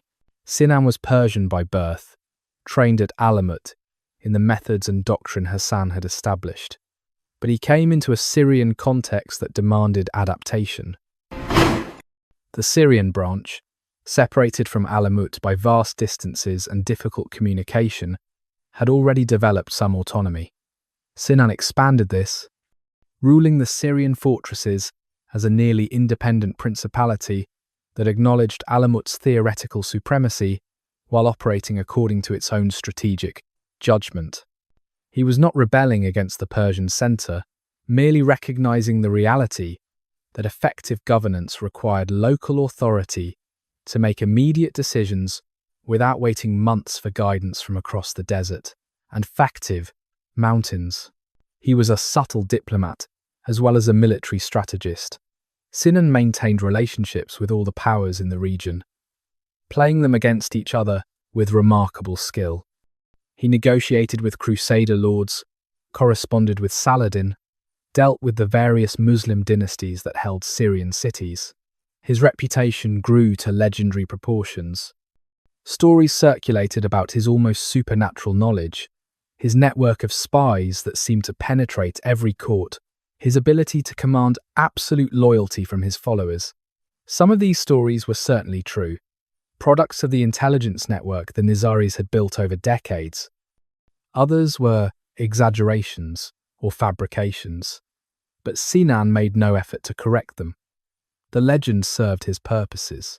The failed assassination attempts on Saladin occurred during Sinan's rule and were almost certainly ordered by him. The fact that they failed did not diminish Sinan's standing. The attempts themselves, the penetration of Saladin's security, the fearlessness of the Fedayeen who died in the effort, reinforced the Syrian Nizaris' reputation and led to the accommodation that followed. Sinan had demonstrated that even the most powerful Muslim leader of the age could not eliminate him, and so Saladin stopped trying. Sinan also handled the complex situation with the Knights Templar and Hospitaller, the Christian military orders that controlled fortresses near Nizari strongholds. These warrior monks, with their own discipline and religious devotion, were in some ways the Christian equivalent of the Fedayeen, creating a strange mirror dynamic. The Templars in particular established a relationship with Sinan's Nizaris that involved both conflict and cooperation. They fought when their interests clashed, but also recognized mutual benefit in coexistence. The Templars collected tribute from some Nizari territories, while the Nizaris occasionally carried out assassinations that served Templar interests. When Sinan died in 1193 AD, his funeral was reportedly attended by Muslims and Christians alike, a testament to the complex web of relationships he had built. His successors would never quite match his combination of diplomatic skill and ruthless effectiveness. The Syrian branch would continue for another century, but Sinan's era represented its apex, the moment when a Nizari leader, operating from mountain fortresses, commanded respect and fear from emperors and kings. When the Old Man of the Mountain was as much a factor in Levantine politics as any army or dynasty. A merchant's tale. You are travelling the road from Aleppo to Damascus in the year 1170 AD, part of a merchant caravan carrying silk and spices. The road is dangerous, always dangerous, bandits in the hills, rival powers controlling different sections, taxes and tolls at every town. But you have made this journey a dozen times. You know the rhythms, know where to be cautious, and where you can relax slightly. Tonight the caravan has stopped at a caravanserai, a fortified inn where merchants gather for safety and commerce. The sun has set. The horses are fed and watered. The goods are secured. Now is the time for the other kind of trade. The trade in stories and information that makes these journeys bearable. You sit in the courtyard where a fire burns against the evening chill. Around you are merchants from a dozen cities, speaking Arabic and Persian and Turkish, and even a few Frankish words. Someone produces a wineskin, passes it around despite the prohibition, because the roads make philosophers of no one, but pragmatists of everyone. The conversation turns, as it so often does, to the assassins. Everyone has heard something. Everyone knows someone who witnessed something. An old merchant from Damascus speaks, his voice carrying the authority of age. He tells of a governor in his city who spoke too harshly against the Nizaris, who boasted that he would see their fortresses burned and their people scattered. 3 days later, the governor woke to find a dagger on his pillow, still warm from someone's hand. The governor never spoke of the Nizaris again, became suddenly ill when anyone mentioned them, eventually resigned his position and left the city. The old merchant swears this is truth, that he knew the governor's steward, that the details are accurate. Another voice, younger, more skeptical. He has heard these stories all his life. They are always second-hand, always a friend of a friend, never witnessed directly. Perhaps the assassins are not what everyone thinks. Perhaps they are just bandits with good fortune and better legends. Perhaps the fear is the weapon, and the actual danger is less than everyone assumes. A third merchant interrupts, and his voice carries a weight that silences the conversation. He speaks quietly, almost reluctantly. 2 years ago, he was in Hama on business. He lodged at an inn near the market. In the morning, he woke to shouting, people running toward the governor's residence. The governor had been killed in the night, stabbed in his own bedroom despite guards at every door. The assassin had been caught trying to escape, a young man who died without speaking, without begging, without showing any fear. The merchant saw the body himself, saw the strange calm on the dead man's face, as if death had been exactly what he expected and accepted. You listen to all of this, sipping the wine when it comes to you, saying nothing. You have your own story, but you do not share it. Last year, traveling alone between cities, you stopped to rest in the shade of some rocks. You dozed in the heat, woke to find a man sitting nearby, also resting. He was dressed simply, could have been anyone, a traveller like yourself.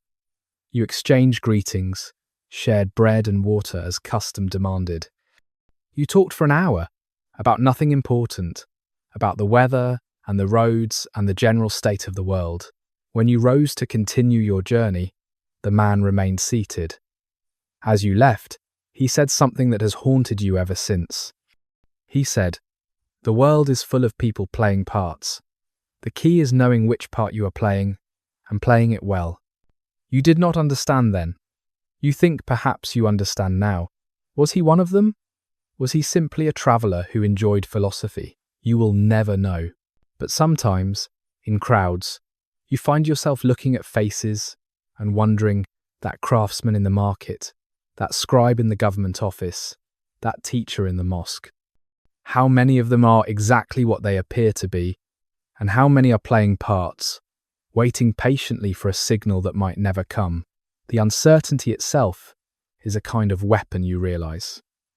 If anyone could be an assassin, then everyone must be treated as if they might be. Tyranny becomes harder when trust becomes impossible. The fire burns lower.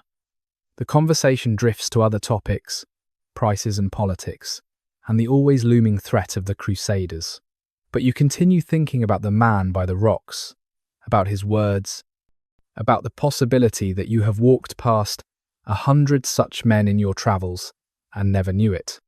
The assassins have made the whole world a stage where everyone suspects everyone else of wearing masks. And perhaps that is the deepest genius of their method. Not the killings themselves, but the atmosphere of uncertainty those killings create, the way they make power paranoid and caution universal.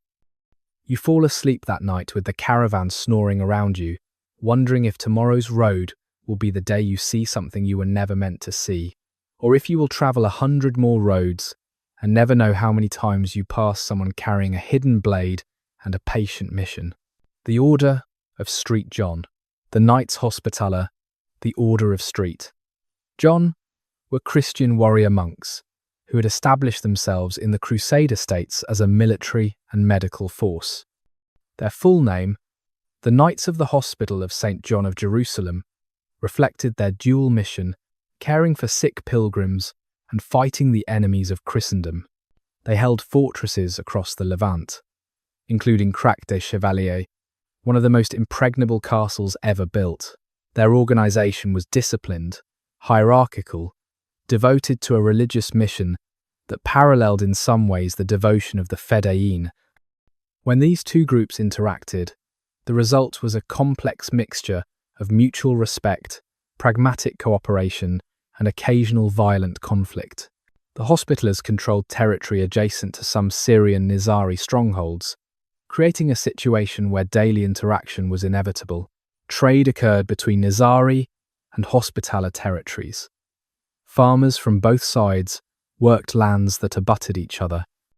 Local arrangements were made for water rights, grazing, the mundane necessities of coexistence that continued regardless of religious or military enmity. The Hospitallers, who had been in the region long enough to understand its complexities, recognized that the Nizaris were not mindless fanatics, but rational actors pursuing strategic objectives. A tributary relationship developed, though the details are murky in the historical record. The Hospitallers appear to have paid the Syrian Nizaris regular sums in exchange for peace, and possibly for services rendered. This was not seen as shameful by either side, but as practical statecraft. The Hospitallers had enough enemies without adding the Nizaris to the list unnecessarily. The Nizaris gained income that supported their fortresses and recognized that the Hospitallers, unlike some Crusader lords, honored their agreements and could be negotiated with in good faith. The relationship occasionally involved cooperation that would have scandalized European Christians if they had fully understood it. When a Crusader lord or Muslim governor threatened both Hospitaller and Nizari interests, the two groups might coordinate responses.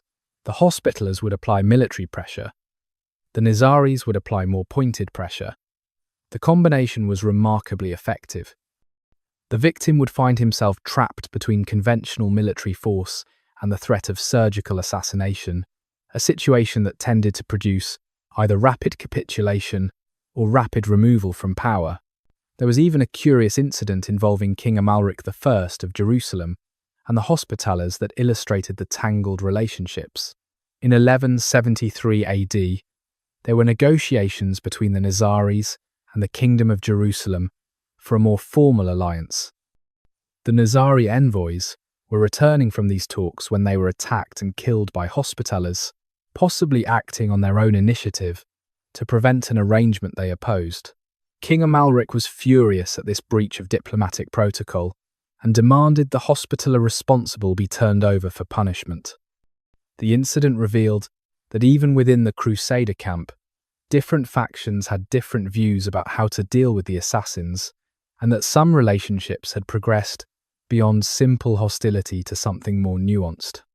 The Knights Templar, the other major Christian military order, had their own complex relationship with the Nizaris that sometimes differed from the Hospitaller approach. The Templars were, if anything, more militant, more ideologically driven, but they too recognized reality when they encountered it. Some Templar fortresses paid tribute to the Nizaris. Some Templar commanders negotiated directly with Rashid ad-Din Sinan, the warrior monks and the Fedayeen. Both groups, defined by religious devotion and military discipline, found ways to coexist in a landscape where pure ideology would have meant mutual destruction. What emerges from this tangle of relationships is a picture very different from the simple Crusader versus Muslim narrative that dominates popular understanding. The reality was far more complex, a landscape where religious identity mattered less than immediate strategic interest, where Christian monks and Ismaili assassins could find common ground despite theological differences that theoretically made such ground impossible. The Nizaris demonstrated once again their adaptive genius, learning to operate in this multi-confessional environment, using the contradictions and conflicts of others to preserve their own independence. The relationship between the military orders and the Nizaris would last as long as the Crusader states themselves. When Akka, the last Crusader stronghold, fell to Muslim forces in 1291 AD, the Syrian Nizaris were still there, their fortresses intact, having outlasted the Christian kingdoms that had seemed so formidable at their founding. The warrior monks departed, the mountain fortresses remained. The Nizaris had proven more durable than the Crusades themselves. Conrad of Montferrat. Conrad of Montferrat was everything the Crusader ideal aspired to produce. He was a skilled military commander, a shrewd politician, a man who had defended Tyre against Saladin's forces when the rest of the Crusader kingdom seemed on the verge of collapse. By 1192 AD, he was poised to become King of Jerusalem, having maneuvered through the complex politics of the Crusader states with impressive dexterity. He had married Isabella, the heir to the kingdom, setting aside her previous marriage through church annulment. He had the support of the French Crusaders and the respect even of his enemies. The crown was within his grasp. He reached for it and found instead a blade. On the 28th of April, 1192 AD, Conrad was walking through the streets of Tyre in the early evening. The city was his power base, the fortress that had made his reputation. He was returning from a visit to the Bishop of Beauvais, moving with minimal escort through streets he considered safe. Two monks approached him, appearing to be ordinary members of some religious order, their robes concealing what lay beneath. They got close enough to speak with him, close enough that when they drew their daggers, Conrad had no chance to defend himself or call for help. They struck simultaneously, one blade finding his ribs, the other his abdomen. Conrad fell. The monks made no attempt to escape. One was killed immediately by Conrad's guards. The other fled into a nearby church, seeking sanctuary, but was dragged out and executed. Under torture before his death, he reportedly revealed nothing useful about who had sent them, maintaining the stoic silence that Fedayeen were trained to preserve even unto death. Conrad lingered for a few days, long enough to make final arrangements, long enough to know he would not wear the crown he had worked so hard to obtain. Then he died, and the succession crisis his death created nearly tore the Crusader kingdom apart. The question of who ordered Conrad's assassination has never been definitively answered and likely never will be. The immediate assumption was the Nizaris, the Syrian assassins under Rashid ad-Din Sinan's command. The method, two Fedayeen, disguised as harmless religious figures, the willingness to die in the mission's completion, the perfect timing that created maximum political chaos, all pointed to Nizari practice. But who paid for the service or provided the motivation remains murky. Some sources suggested Richard, the Lionheart of England, who had his own candidate for the Jerusalem crown and would benefit from Conrad's removal. Others suggested Saladin, who had reason to want the most competent Crusader military leader eliminated. Still others believed it was a Nizari initiative, Conrad having somehow offended or threatened Sinan directly. Perhaps all three had reasons. Perhaps the genius of the Nizari method was that it created plausible deniability for everyone involved.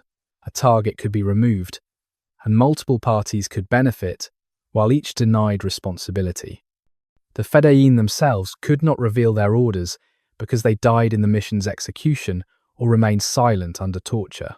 The Nizari leadership could acknowledge or deny involvement as circumstances dictated. The truth disappeared into the gap between blade and body, leaving only speculation and the cold fact of death. What is certain is the impact. Conrad's assassination demonstrated that even in the heart of a Crusader city, surrounded by Christian warriors, protected by stone walls and loyal guards, no one was safe from a sufficiently determined Fedai. The crown of Jerusalem became an object of fear as much as ambition. Whoever wore it did so, knowing that invisible enemies might be walking the streets below, waiting patiently for the moment when security lapsed and opportunity appeared. The assassination rippled through the politics of the Crusader states and the wider Levantine world. It reminded everyone that conventional power had limits, that walls and armies could not guarantee safety, that the Nizaris remained a factor that had to be calculated into every significant political decision. The two monks died nameless, their true identities lost to history. They succeeded in their mission and achieved the martyrdom they had accepted when they took the oath at Masyaf, or one of the other Syrian fortresses. Conrad's body was buried with honours, befitting an almost king. The crown went to another. The world continued turning, and in the mountain fortresses, the training of the next generation of Fedayeen proceeded without interruption, preparing for missions that might come tomorrow or 10 years hence, patient and implacable and certain of their purpose. The library burns low. In the quiet hours between evening and night prayers, when the training grounds were empty and the fortress had settled into its nocturnal rhythms, the library at Alamut came into its own. Lamps were lit in the scriptorium.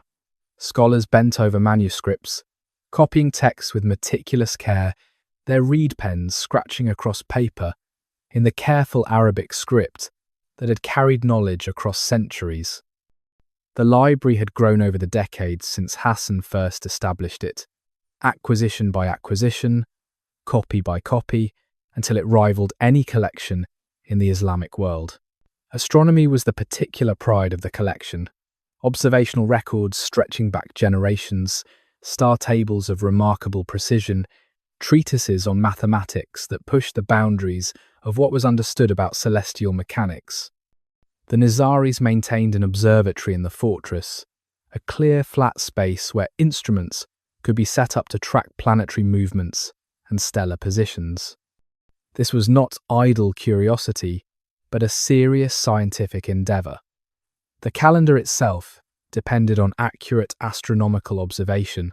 Agricultural planning required understanding seasonal patterns, and there was something appropriate about a community living in the mountains, closer to the stars, dedicating itself to understanding their movements.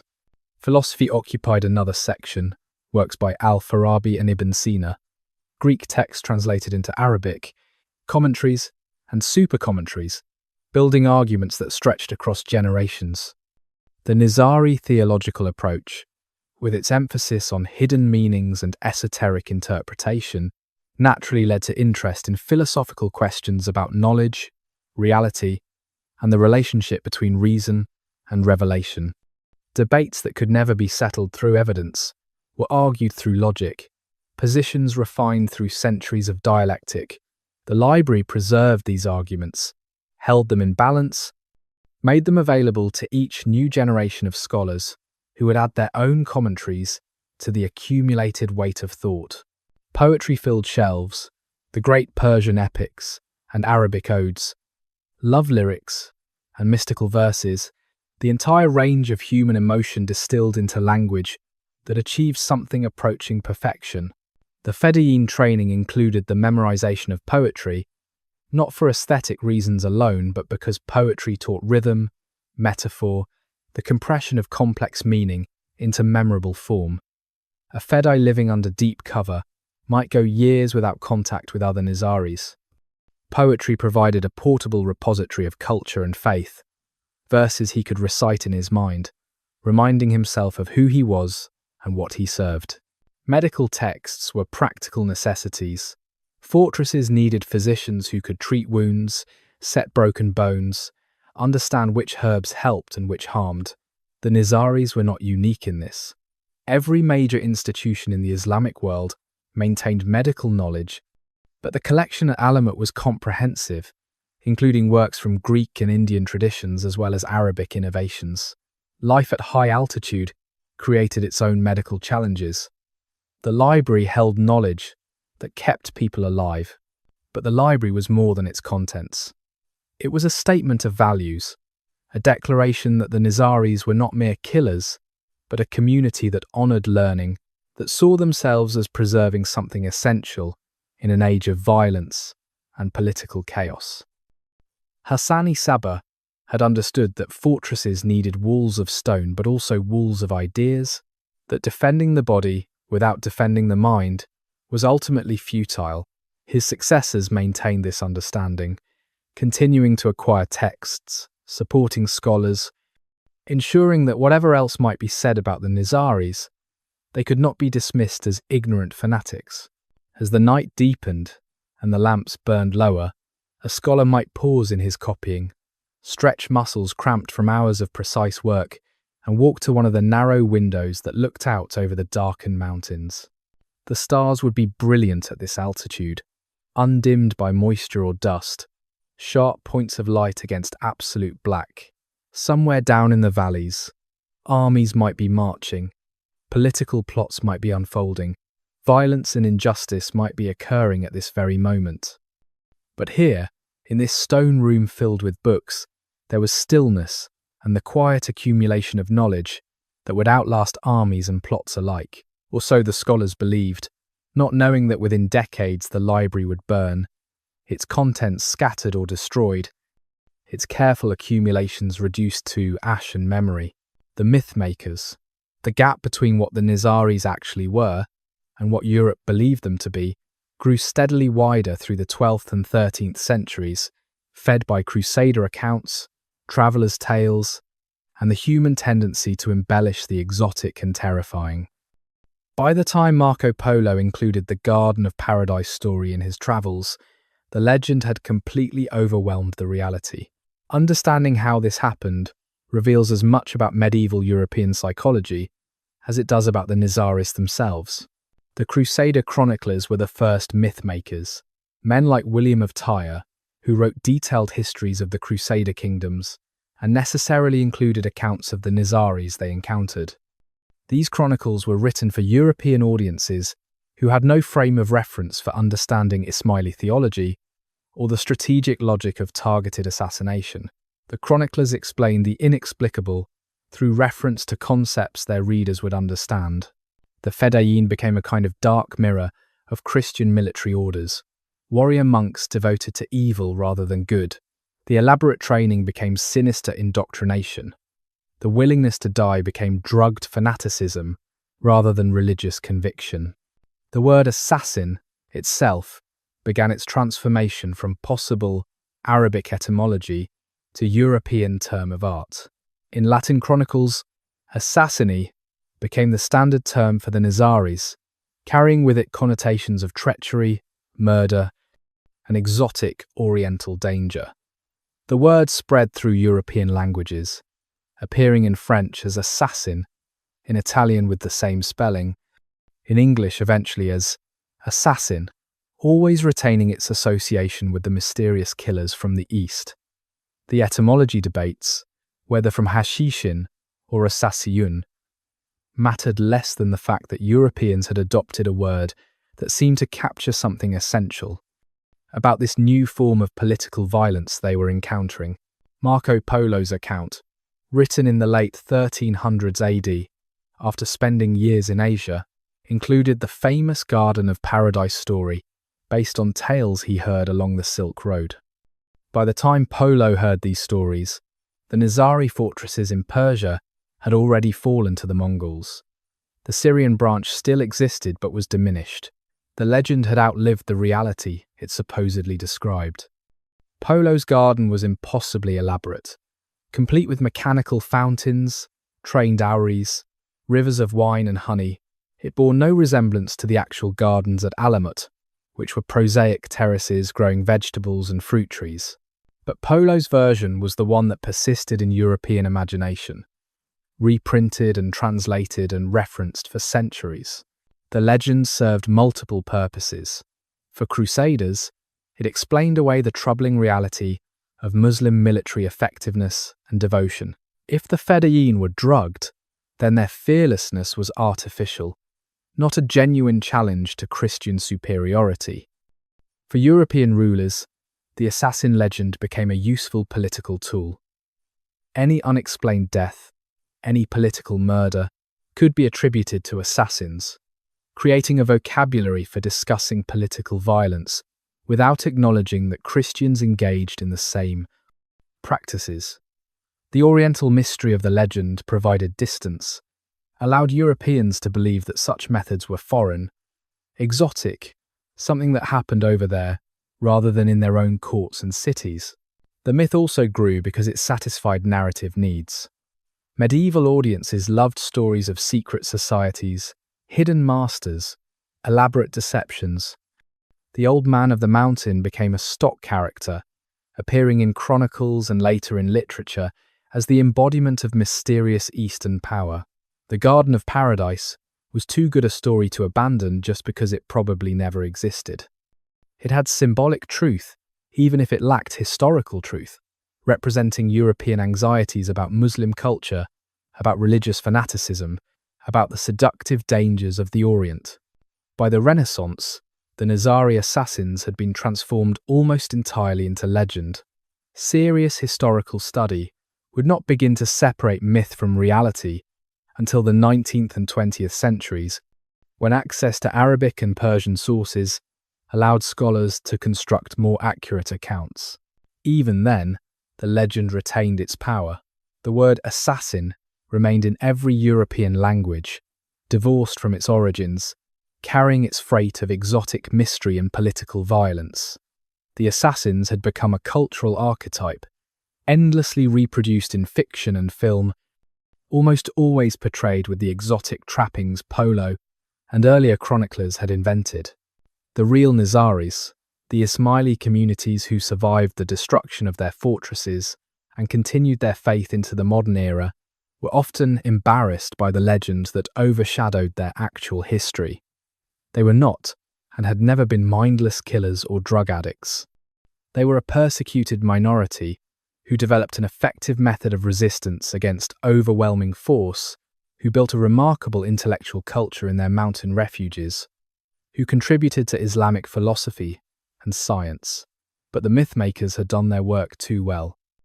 The legend of the assassins would prove more durable than the fortresses themselves, more influential than any Fedai's blade, shaping Western perceptions of Islam and political violence for centuries to come.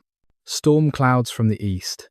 The first warnings came as whispers from travellers, tales so horrifying they seemed impossible. An army like none seen before, moving out of the eastern steppes, destroying everything in its path. Cities that had stood for centuries, reduced to rubble in days. Populations massacred with systematic efficiency. This was not war, as the Islamic world understood it, with its codes of conduct and possibilities for surrender and negotiation. This was extermination, total and absolute, carried out with mechanical precision by warriors who seemed to view human life as completely expendable. The Mongols under Genghis Khan had erupted from the steppes in the early 1300s AD, conquering China, Central Asia, and then turning their attention westward. They moved with terrifying speed, their cavalry covering distances that seemed impossible, their siege techniques overcoming fortifications that had previously been considered impregnable. The Khwarezmian Empire, which had controlled much of Persia and Central Asia, collapsed before them like a house of straw. Cities like Bukhara and Samarkand, jewels of Islamic civilization, were systematically destroyed, their populations killed or enslaved, their libraries and monuments reduced to ash. The Nizaris at Alamut and the other Persian fortresses watched these reports arrive with growing alarm. Their entire defensive strategy was based on fortress impregnability, combined with the threat of targeted assassination. But the Mongols were changing the rules. They did not have vulnerable leaders, whose removal would disrupt the entire structure. They had a Khan, yes, but their system was distributed across multiple commanders, each capable of independent action. More critically, the Mongols had developed siege techniques that made previously impregnable fortresses vulnerable. They used Chinese engineers who understood siege towers, trebuchets, mining operations. They were willing to take years to reduce a single fortress if necessary, and they had the logistical sophistication to maintain sieges that would have broken other armies. The Nizari method of targeted assassination, so effective against conventional medieval powers, found little purchase against the Mongol threat. You could not infiltrate a Mongol war camp the way you could infiltrate a Persian governor's household. The Mongols were mobile, constantly moving, their leadership structure fluid and resistant to disruption. Their military culture emphasized total war, complete destruction of enemies, the elimination of threats through overwhelming force, rather than political maneuvering. They were not interested in negotiation or tribute arrangements. They demanded complete submission or offered complete annihilation. By the 1240s AD, the Mongol advance had paused, Genghis Khan had died, succession disputes had temporarily redirected their attention. But everyone knew this was temporary. The storm had not passed, merely gathered its strength. When Möngke Khan came to power in 1251 AD, he sent his brother Hulagu westward with explicit orders to destroy the Nizari fortresses and eliminate the assassins as a political and military force. Hulagu was given an army of perhaps 100,000 men, a force larger than anything the Nizaris could possibly field, equipped with the full military technology of the Mongol Empire. The Nizari leadership in Persia understood what was coming. They sent envoys, attempted negotiation, offered submission, tried everything their diplomatic experience suggested might work, but the Mongols were not interested in accommodation. They had decided the Nizaris represented a threat to their control of Persia, and Mongol policy toward threats was unambiguous. The fortresses that had seemed invincible for over a century and a half, that had protected the Nizari state through generations of conflict with Seljuks and other Muslim powers, were about to face an enemy that did not respect the old rules, that possessed the technology and the will to reduce stone to rubble, regardless of the cost. In the high chambers of Alamut, scholars continued their work, copying manuscripts, recording astronomical observations, maintaining the routines that had defined fortress life for generations. But everyone knew something was ending. The library would not survive what was coming. The fortresses would not stand. The training grounds would fall silent. The eagle's nests that had seemed untouchable were about to learn that everything built by human hands could be destroyed by human hands, given sufficient determination and superior force. The storm clouds from the east had become a visible darkness on the horizon, and there was nowhere left to hide. The world-breaker comes. Hulagu Khan arrived in Persia in 1253 AD with an army that represented the full might of the Mongol Empire at its apex. He was the grandson of Genghis Khan, brother to the great Khan Möngke, and he carried authority that was absolute within the territories he had been assigned to conquer. His orders were clear and comprehensive: destroy the Abbasid Caliphate in Baghdad, eliminate the Nizari assassins, secure Mongol control over all of Persia and potentially beyond. He approached these tasks with the systematic efficiency that characterized Mongol military operations, treating obstacles not as insurmountable challenges, but as problems requiring appropriate application of force and engineering. The army he commanded was unlike anything the Islamic world had faced. It included not just Mongol cavalry, those legendary horsemen who could ride for days without rest, who shot arrows with devastating accuracy from horseback, who moved with coordination that seemed almost telepathic. It also included Chinese siege engineers who understood fortification and counter-fortification with scientific precision. It had Persian auxiliaries who knew the local terrain and could serve as guides. It had supply trains organized with logistical sophistication that allowed the army to maintain operations far from its home territories. This was not a raiding force. This was an instrument of conquest designed to overcome any resistance through superior numbers, superior technology, and the willingness to commit absolutely to the destruction of identified enemies. Hulagu sent envoys to Alamut, in 1254 AD, demanding the fortress's immediate surrender. The terms were non-negotiable. Open the gates, submit completely to Mongol authority, dismantle the fortifications, disperse the community. In exchange, lives would be spared, though what that meant in practice was deliberately vague. Refusal would result in total destruction. The envoys delivered this ultimatum and departed, giving the Nizaris time to consider their impossible choice. The Nizari Imam at that time was Rukn al-Din Kusha, who had inherited leadership of a community facing extinction. He was young, in his 20s, and he had inherited not just authority, but an impossible situation. The fortress system that had protected the Nizaris for over a century and a half was about to be tested against an enemy it had never been designed to resist. Rukn al-Din understood the military realities. The Mongols could not be assassinated into submission.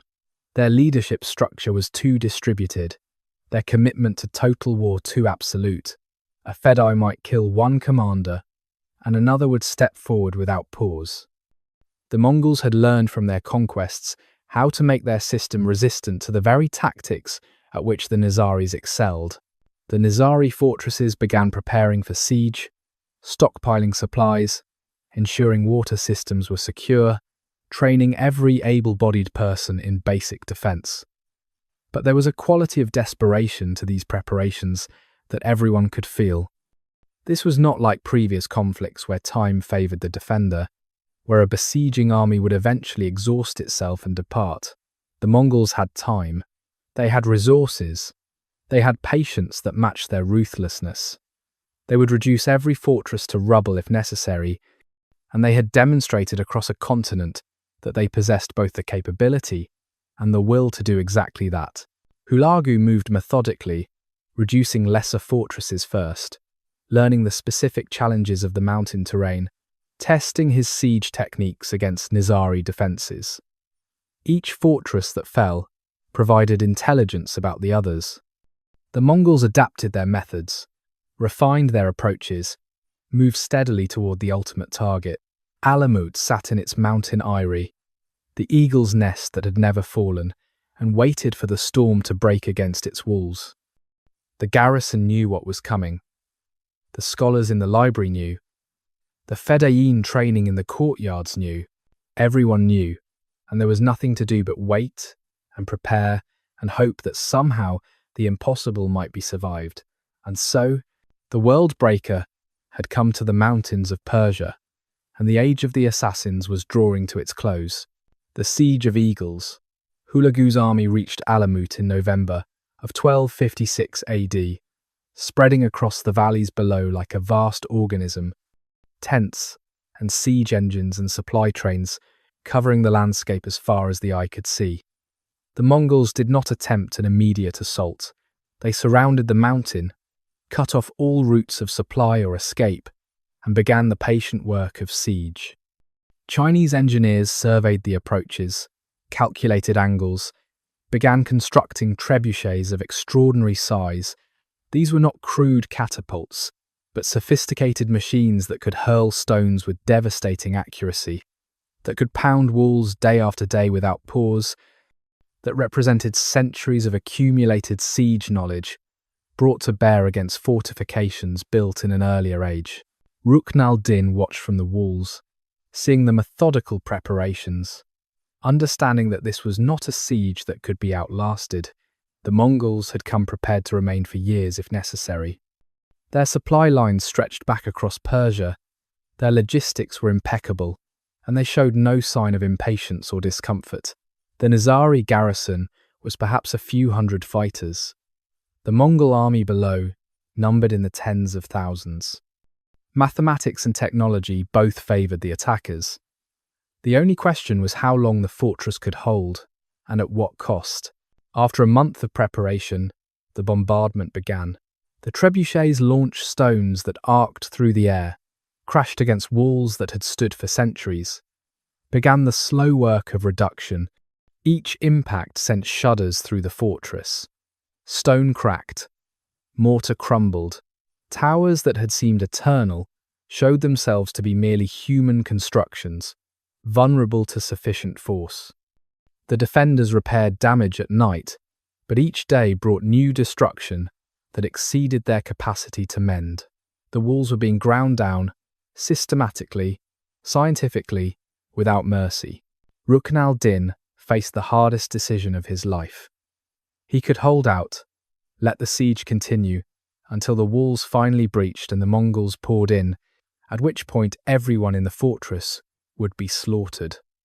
Or he could surrender, hope that Hulagu's promises of clemency had some substance, try to preserve at least some of his people through submission. It was not really a choice. It was a selection of how death would come, quickly or slowly, violently, or with the thin hope of mercy. In December of 1256 AD, after approximately 6 weeks of siege, Rukn al-Din sent word that he would surrender. The terms were negotiated.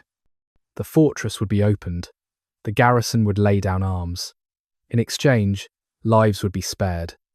Hulagu gave his word, and on this basis, Alamut's gates were opened for the first time, by choice rather than force, since Hassan-i had seized it 166 years before. The Mongols entered cautiously, expecting traps or treachery, but the Nizaris had kept their word. The warriors had laid down their weapons. The scholars stood in the library, surrounded by the manuscripts they had spent lifetimes preserving. Hulagu himself came to inspect the fortress that had resisted all enemies for so long. He walked through the courtyards where Fedayeen had trained. He examined the library with its thousands of volumes. He stood at the highest point and looked out over the mountains his army had crossed. Then he ordered everything destroyed.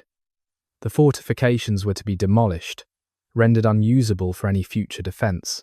The library was to be burned, every manuscript, except those dealing with astronomy and medicine, which had practical value.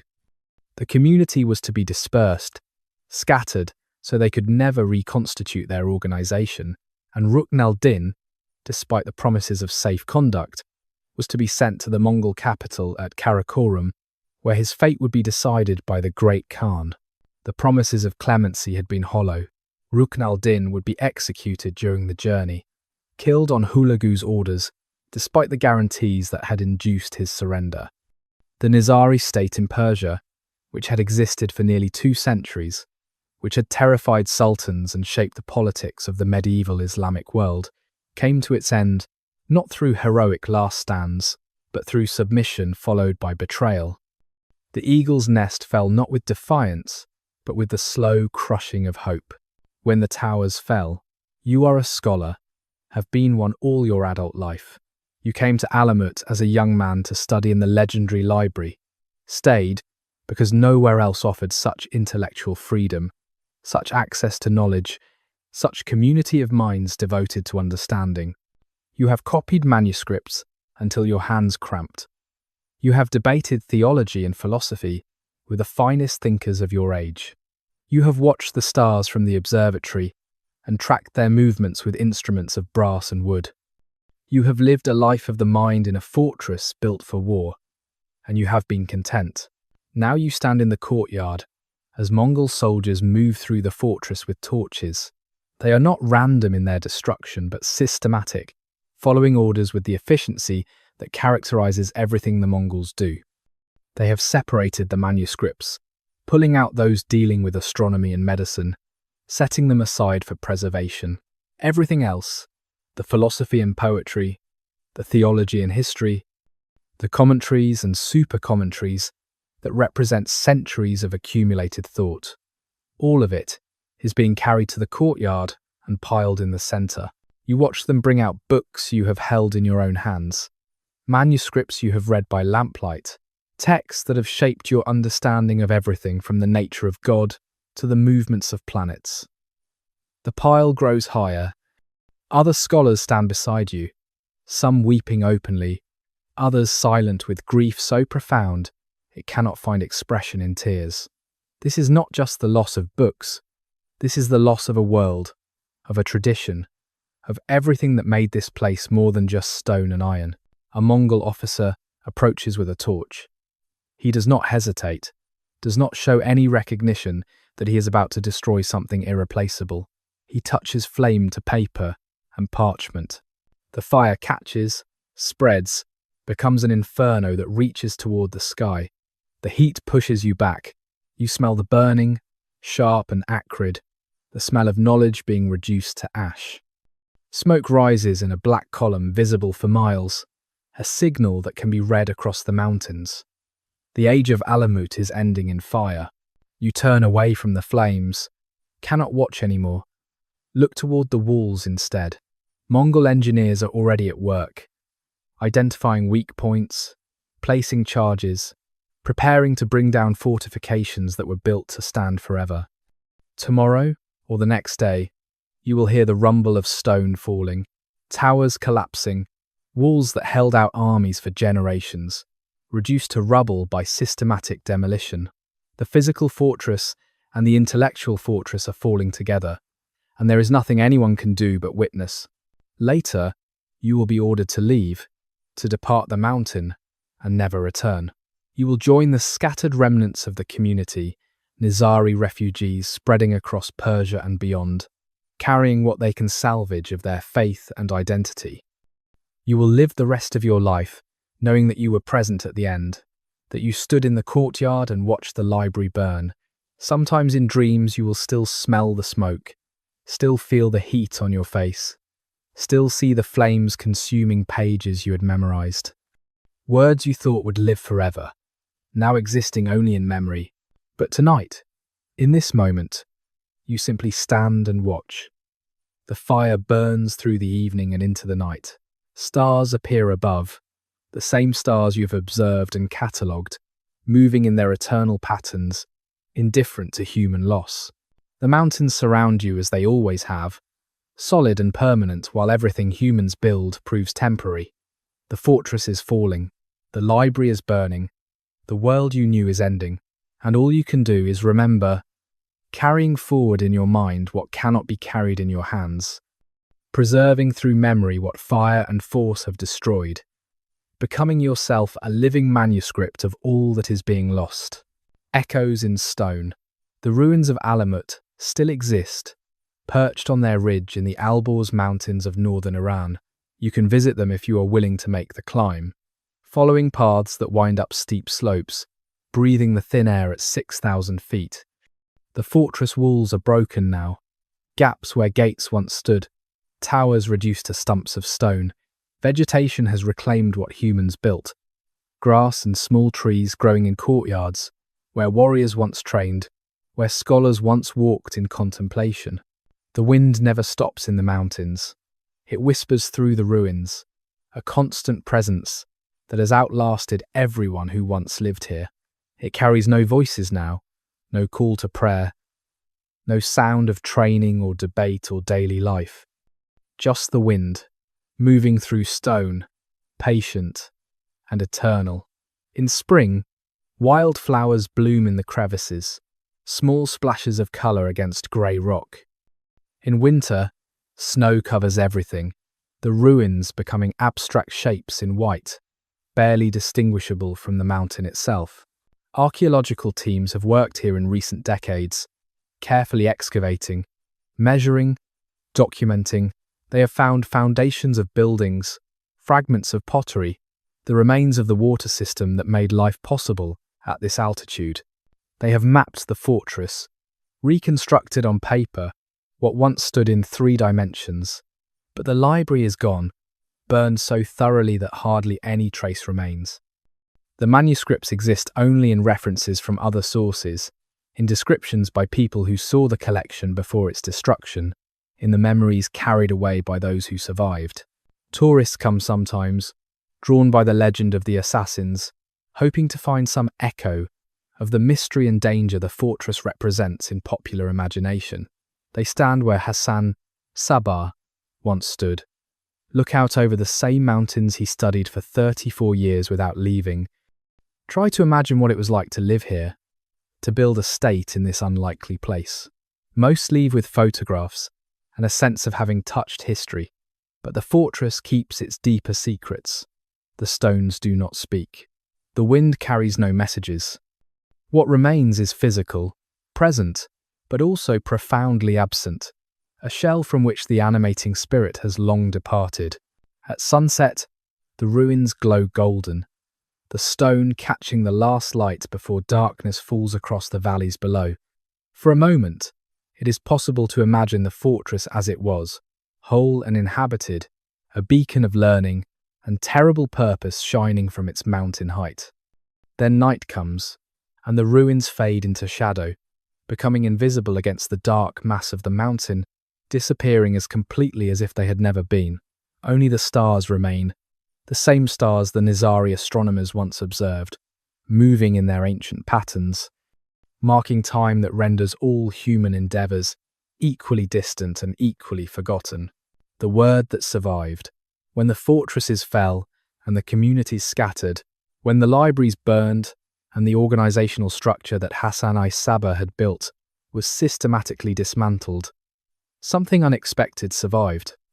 A word, assassin, entered European languages and remained there long after anyone remembered exactly where it came from or what it had originally meant. The word outlived the organisation that spawned it, became detached from its historical context, took on new meanings and associations while retaining its core connection to political murder and covert violence. The etymology debates continue.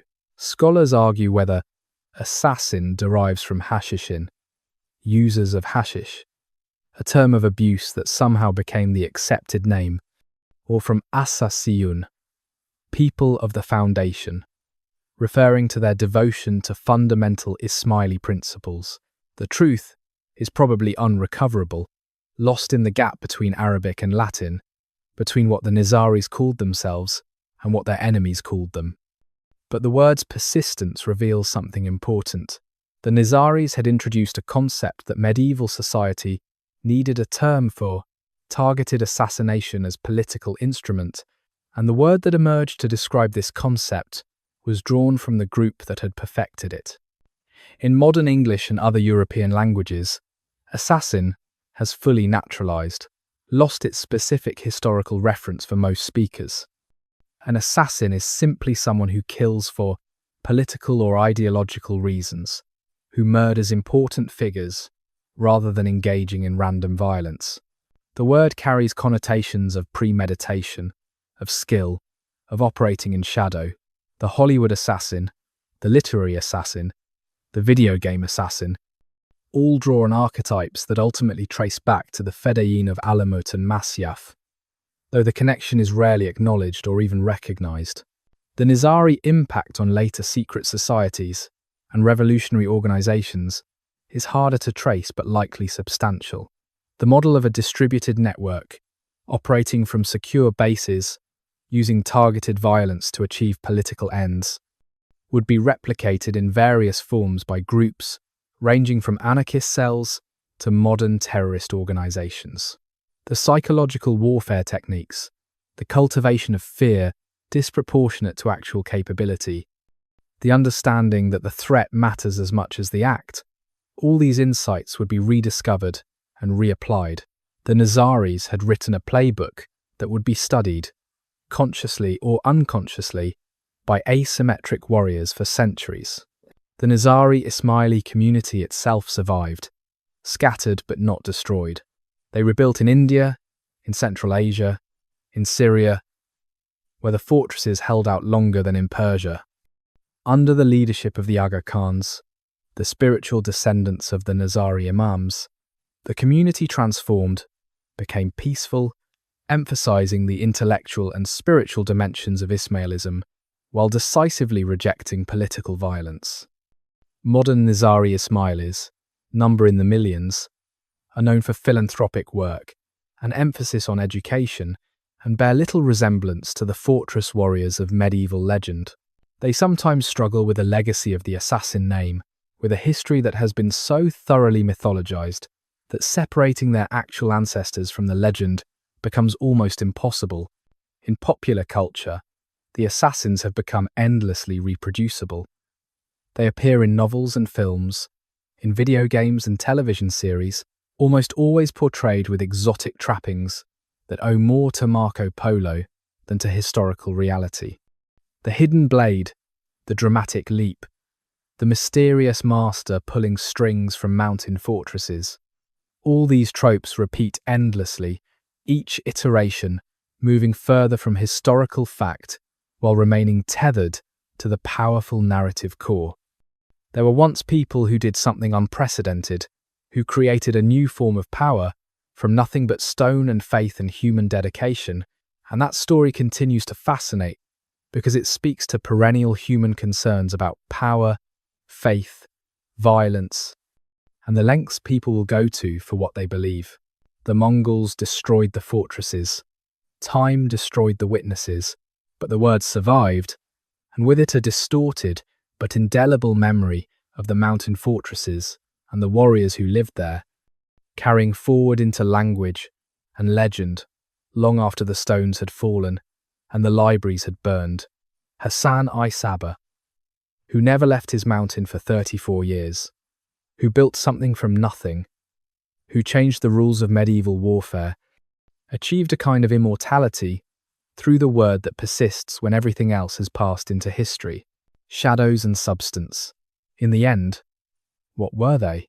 Not the legend, not the myth that Marco Polo repeated and Hollywood endlessly reproduces, but the actual people who lived in those mountain fortresses, who trained in those courtyards, who carried out those missions, or supported those who did.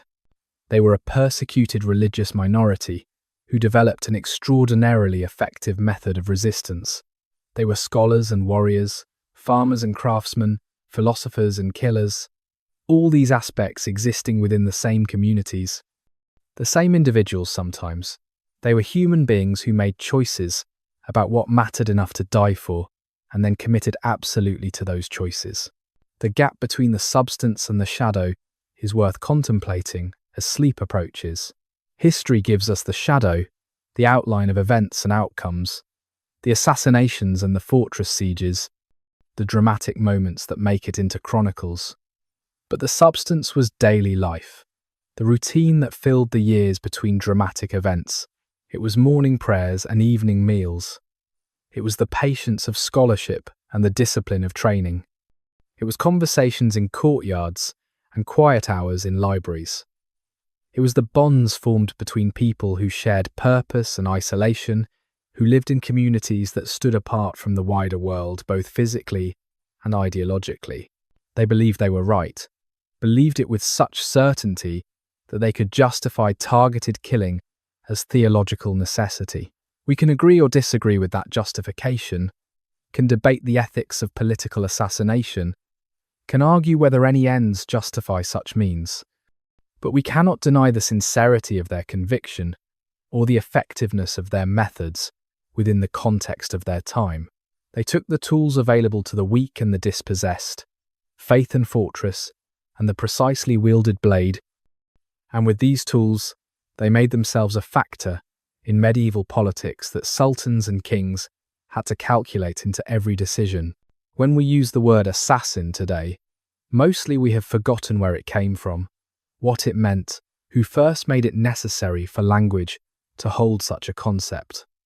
The word has become common, its origins exotic, the connection between modern usage and medieval reality so attenuated that it barely exists.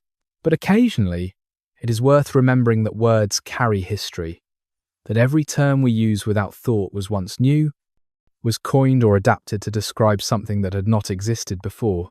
The Nizaris gave us a word because they gave the medieval world something it had not previously known, a systematic application of targeted assassination as political strategy, and the word persists because the concept persists, because human societies continue to produce situations where the powerless seek asymmetric methods to resist the powerful. As night settles fully over the mountains of Persia, over the ruins that once were Alamut, over the scattered descendants of those fortress communities, we can acknowledge both what was admirable and what was troubling about this history. The intellectual culture, the astronomical observations, the preservation of philosophical traditions, these deserve recognition. The strategic genius, the organizational innovation, the sheer audacity of creating a state from fortresses, these command respect regardless of moral judgment. But the violence was real, the victims were real, and the fear they cultivated had human cost beyond the direct deaths. History offers us complexity, not simple moral tales, and the Nizaris embody that complexity thoroughly. The legend will persist, probably forever. The shadow will outlive our understanding of the substance. But for those willing to look beyond the myth, to examine the historical record with care and nuance, the truth proves as fascinating as any fiction. They were neither the drug-addled fanatics of popular imagination, nor simply misunderstood victims of persecution. They were something more interesting, more human, more real. They were people who faced an impossible situation and responded with creativity and commitment, who built something unprecedented, who left a mark on history that persists in language and legend, and the continuing human struggle between the powerful and the powerless, between those who rule and those who resist. The towers have fallen, the libraries have burned, but the story remains, growing quieter now as we drift towards sleep, fading like starlight, gentle as mountain wind, carrying us toward dreams of fortresses and faith and the eternal persistence of memory. It's been my honor to present these gentle stories from the ages, rest well beneath the starlit skies of ancient nights.